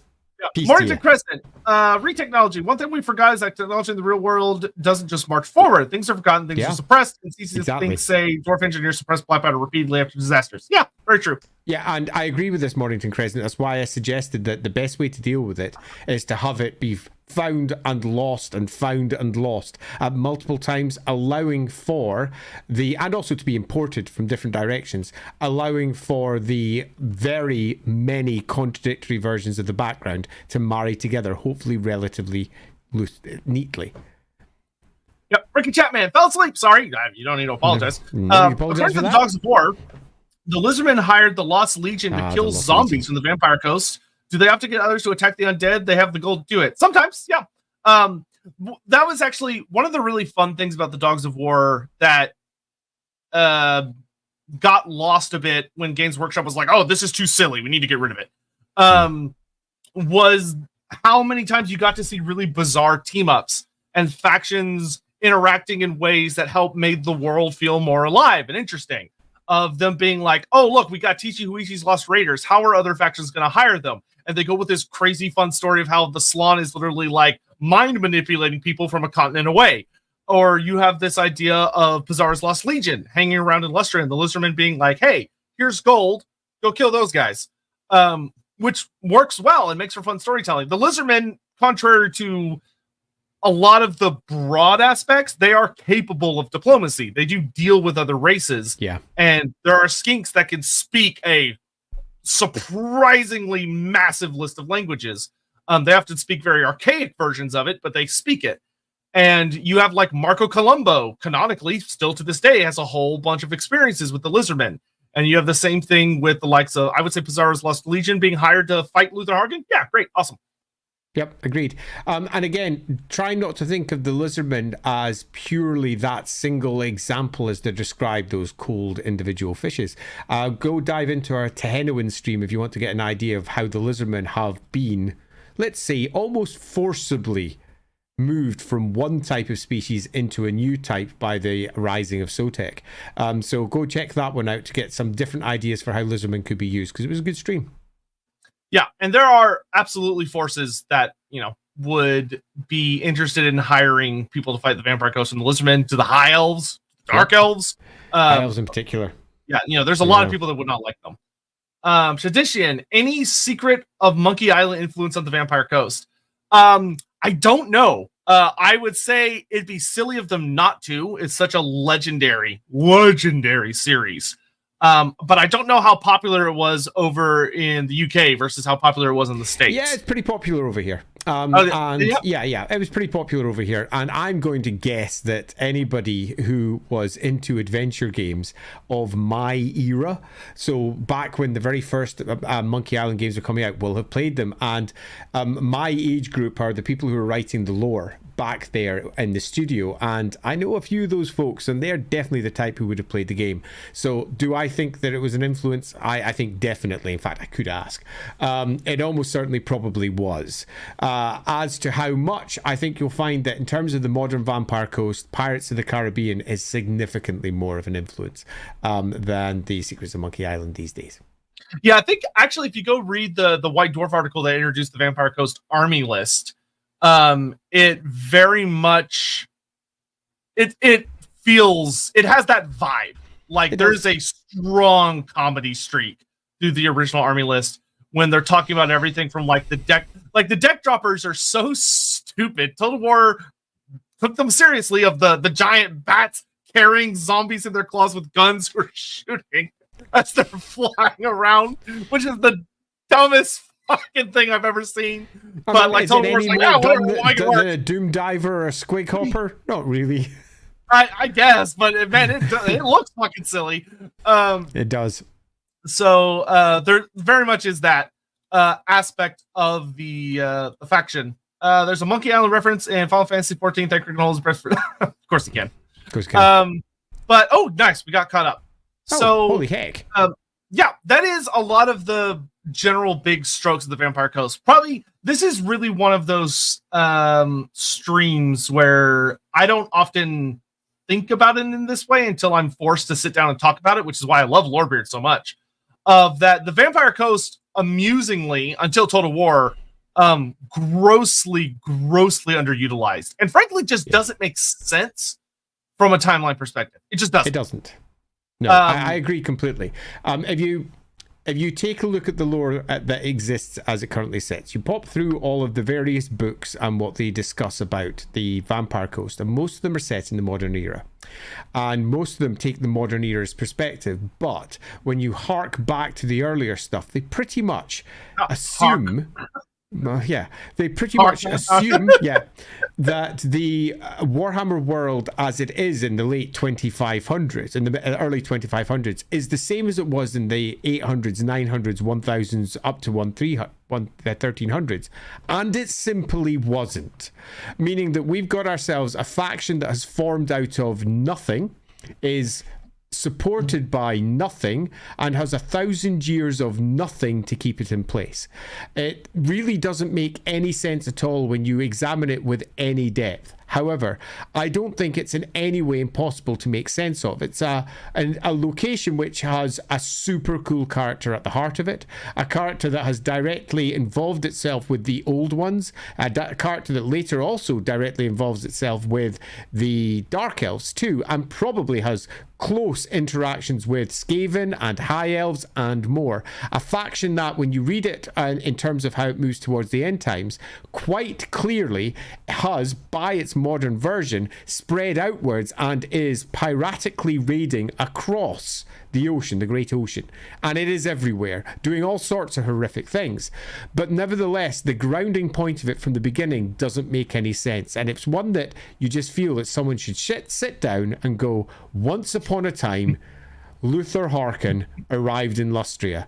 This is what he was like. This is how he took it from this weird beginning. This is how he got his first undead. This is how he managed to get the corpses to gather here. This is the great rituals that he started to use as more ships began to pass by to draw them in over the course of the centuries. And then weave that into the Old One artifacts, into Skaven attacks, into the Dark Elves, into the arrival of colonists, into all of the cool stories there, and then eventually him losing it completely for that mixture of, again, old one, it's not really old one influence, it's Lizardman influence, and the old one artifacts in the area, plus the enormous quantity of dark magic as well that's being dealt with, and turning into this almost goofy version of what he would have once have almost certainly, if he looked at what he became in the future, he would hate it.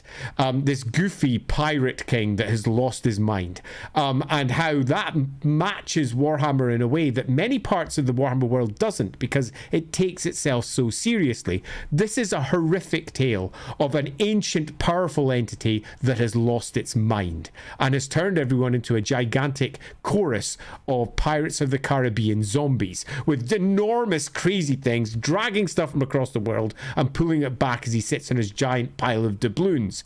This is a character that needs its background to be expanded, because when you eventually got a cool version of it in Total War, you couldn't help but by the end of playing that going, holy fuck sticks, these are awesome.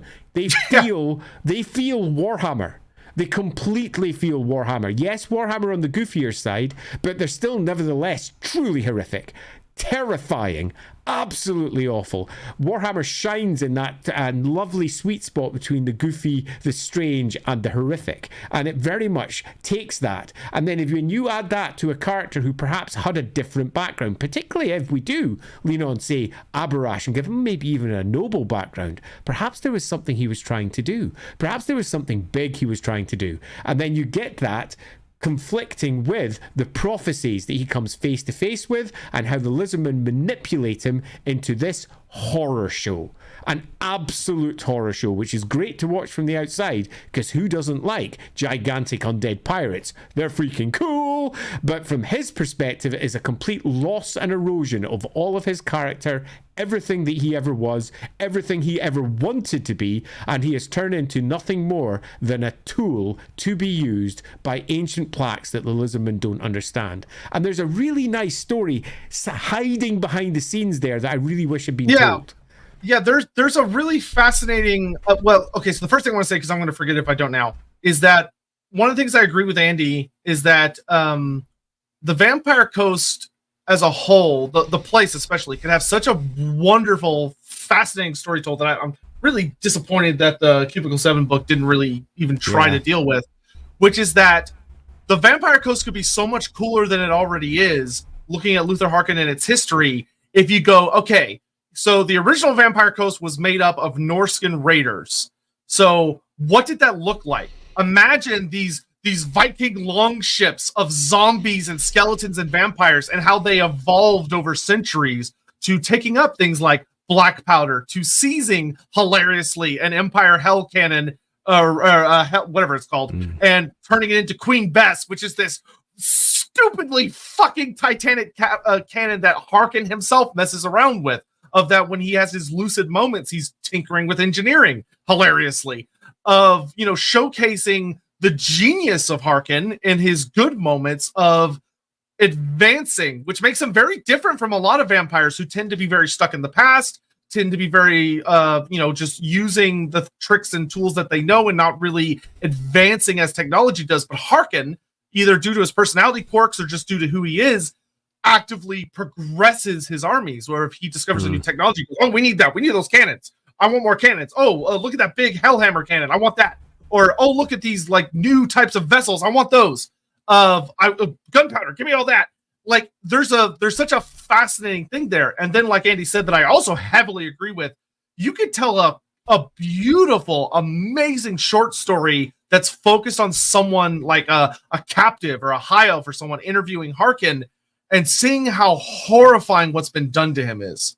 Of like, yeah, he's a monster and he's a vampire lord. He's always been a kind of a piece of shit.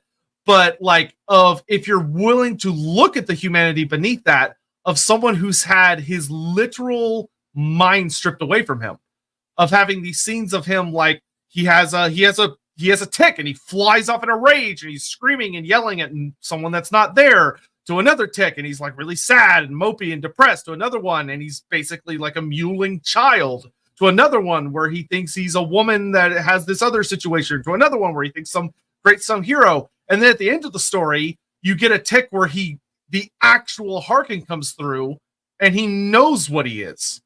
Like, he has that moment of like someone with, you know, a progressive mental disease that's eating away at their brain, coming out of that fog for a moment and like looking at who he's talking to and being like, I know what's happened to me. Like, I can't control it, but I know. Yeah. And like how tragic that would be, of just like having a horrible, monstrous villain of you looking at him going, holy fuck, I feel terrible for this guy. And he's immortal. He can't die. He's just stuck like this. And Warhammer always works at its best, as I said earlier in the stream, when it's dealing with those shades of grey. When it's not simply making bad guys that are cackling evil bad guys, or it's making good guys that are noble, pure, and heroic.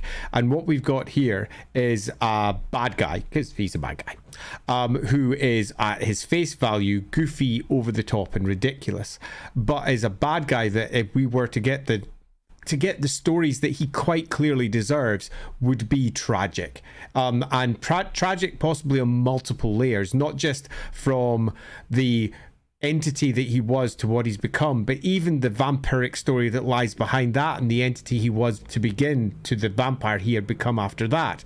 There is a great story that hasn't been told. If you're looking for one of the missing stories of Warhammer, it is his.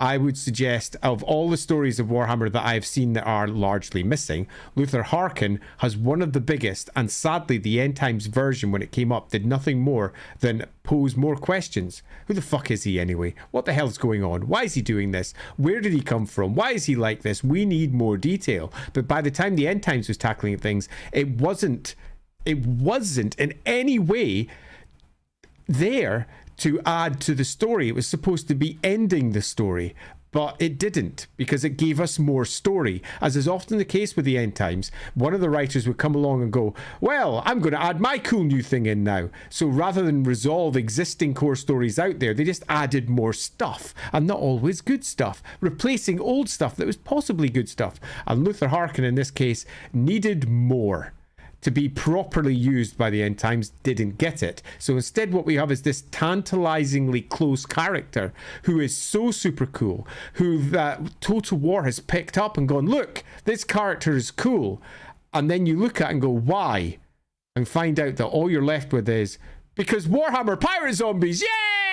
And then you're left going, that sucks, because this is a tragic tale sitting right in front of my face that no one seems to perceive. He is a figure that not only represents very real world issues of things like dementia, mental disease, mental illness in a variety of different forms, but he also represents the age-old tale of Warhammer, because he's been there for a good 2,000 years, kicking about doing stuff, and possibly longer.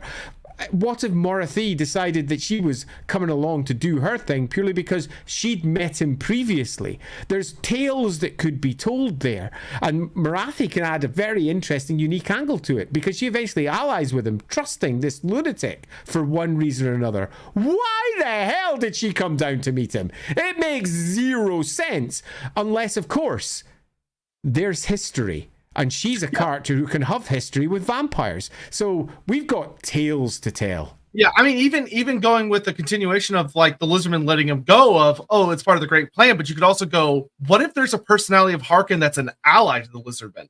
Yeah. And there's a relationship there that is unexplored. Of Harkin has some potential if somebody, like the amount you could do there is insane that nobody's really messed with.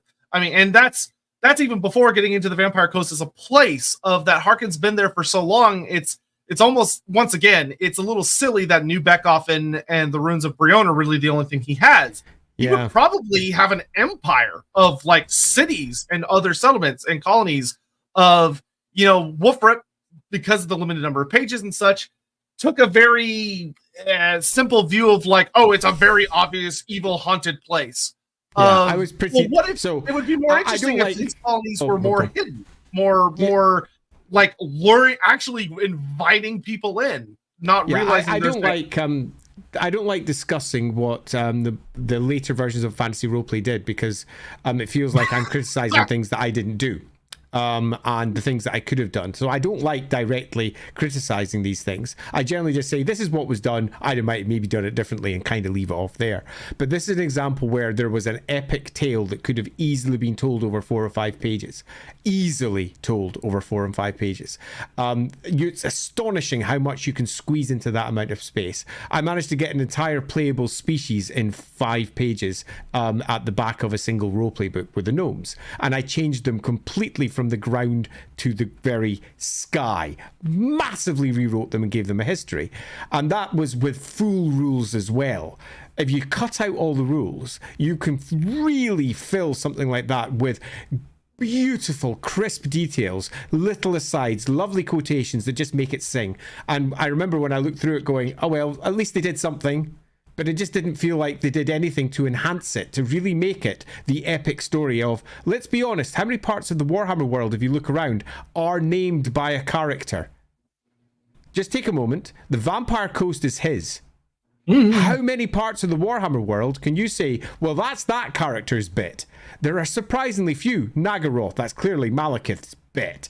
Then we start breaking down. The Empire isn't created and bound for over 1,000 years by a single individual. That's not Sigmar's bit. He's dead and gone, or arisen, whatever you wish to say. Luther Harkon has got this unique, massive influence in Lustria, and sadly the story doesn't quite land that. Yep. Yeah, and my own big dagger throw at that book. Luther Harkon's profile, it's already not great. You have to buff his profile in there. Oh yeah, I can't remember. I don't even want to look at it. Use it. You have to buff the living hell out of it. But the thing that made me really upset, he doesn't have any magic resistance. he has no anti-magic properties whatsoever. It's like, oh come on, that's like his one big gimmick. Yeah. They forgot it. But Godzilla 2021. While it's only a total war, there's a building that describes skinks selling Crocsword labor. Them instructing Crocsword for construction or other hard labor jobs for other races in exchange for money or plaques. Yeah, super fun idea.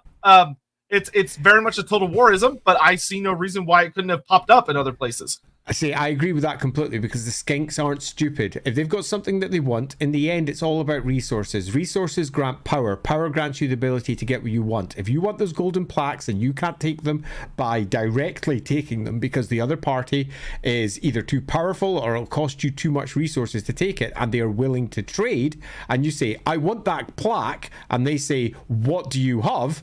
Well, I've got muscle. I think that this is absolutely something that could and should happen. They often try to keep each of the various factions discreet, and when they make them discreet, they make them less interesting because they forget that when neighbors sit beside each other, they interact, and it isn't always war. And indeed, having the lizardmen always choose war, in some respects, weaken them and makes them look particularly foolish. Yep. Stitchmeister, Citadel of Dawn, South African eating biltong. Yeah. But yeah, it's an interesting thing. Also, okay, this is actually, I do want to address this. Why did CA make a new Siren character for the Vampire Coast being Celestia Deerfen instead of the Siren Lady Luther turn? Because this book came out afterwards, and in many respects they should have looked to Total War and gone, hey, there's some stuff there I can use, rather than what appears to be the case where they just made up some extra bits. The Prime Wife's cool, but like Celestia Deerfen would have been even cooler. Much cooler. I agree completely. It would have been so much cooler if they had taken the existing lore that was out there and adapted it. It wouldn't be very difficult. The relationship that the licensors have with each other is really strong. There is no issue with using CA stuff when you're doing the roleplay game, as long as you ask. So super cool. It's a bit of a shame that wasn't done.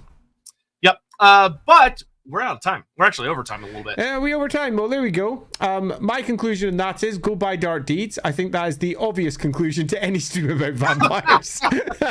Go buy Dark Deeds. You can do so right now from your local Dark Deeds. And it will be shipped immediately, but more realistically, I love the Vampire Coast ever since I first saw it, all the way back in the Undead Army list. It's the first time I actually paid attention to it, and I went, I wonder what the fuck that is. And there was a single timeline line entry saying, that thing that you wonder what the fuck that is, there's a vampire. His name's Luthor, a classic Warhammer vampire name, Luther Harkin.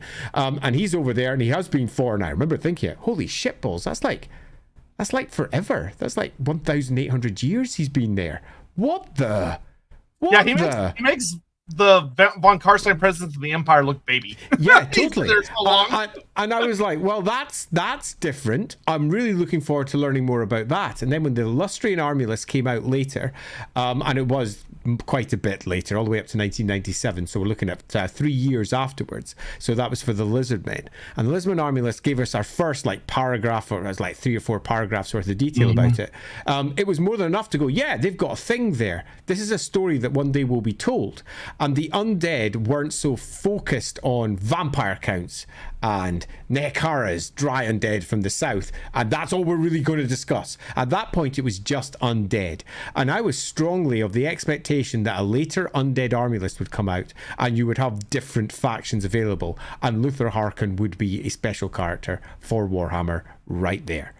That never happened. Hey, look, Andy predicted Total War Warhammer almost 30 or 20 years before it came out. Yeah, it just never happened. And I remember the separation of the undead into the separate groups being, for me, a bit of a disappointment, because they didn't separate into the groups and really add an enormous amount to the lore, although Thomas Prinnan, when he did all the vampire accounts, did add quite a bit there. Feeling very Vampire the Masquerade in terms of how it's presented. But we lost parts of the undead in the Warhammer world. Indeed, I would argue that the splitting of the army lists from being undead to being different types of undead lessened the undead in the entirety of the Warhammer world, and made everybody think vampires, lands of the dead, forgetting that undead are everywhere in Warhammer. Everywhere. And that when we move over to the east, we should have undead there. When we move over into the various parts of the old world, that lie beyond the old world, we need to have variations of the undead everywhere. The Wind of Death and Dar is everywhere. Yeah, to be clear, just to add a specific, what Andy is saying is not just like, oh, like Nagash stuff. Like, no, it should be like things completely separated from Nagash. Absolutely. Nagash is one source of this, but not the only one. And I feel that Warhammer has lost something through this particular period. Fortunately, Total War has come along and taken those scraps of lore, pulled it back together, and given us something that I think is genuinely great. I just wish that a writer could come along and take this genuinely great face that we've got and show the entire depth that lies behind it. But as it currently stands, we don't have that yet. But we can hope that one day that it comes. Yeah. Anyway. Thank you all so much for joining us. And we'll hope and pray to whatever gods you believe in that maybe one day there'll be an old world faction. That would be cool. That would be cool.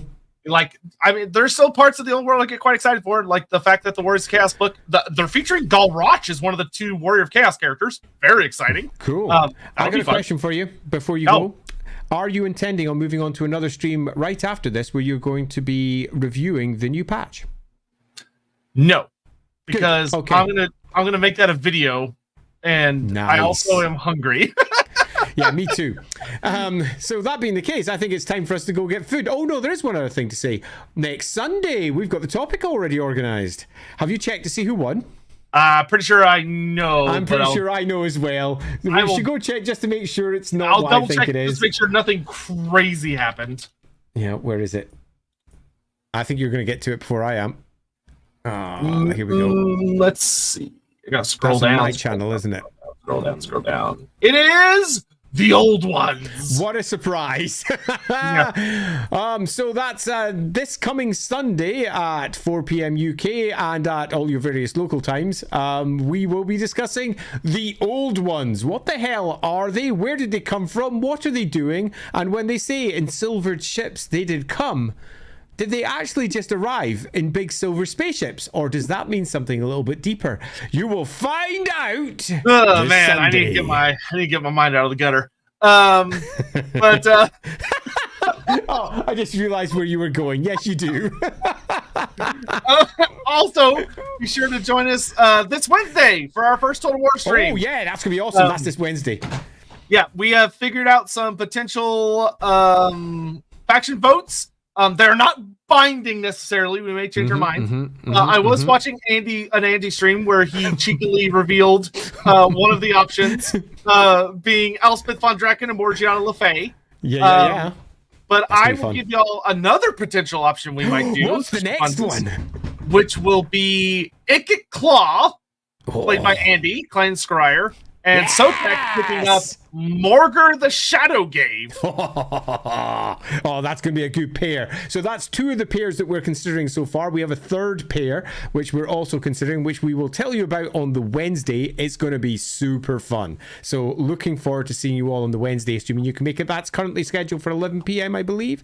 Is that the case? So 11 p.m. UK time, which is, I'm going to presume, sometime during the day, your local time. Yeah, 5 p.m. CST, 11 p.m. BST. Yeah, it's going to be super fun. Yeah, the only other thing, we'll see you next week on Sunday. And for the week after that, we might do something special that I have to talk about, Andy, after the stream. Because looking forward to that too. You'll find out. Anyway, we're going to get out of here. Thank you all so much for watching. We'll see you all later. Until next time. Bye-bye.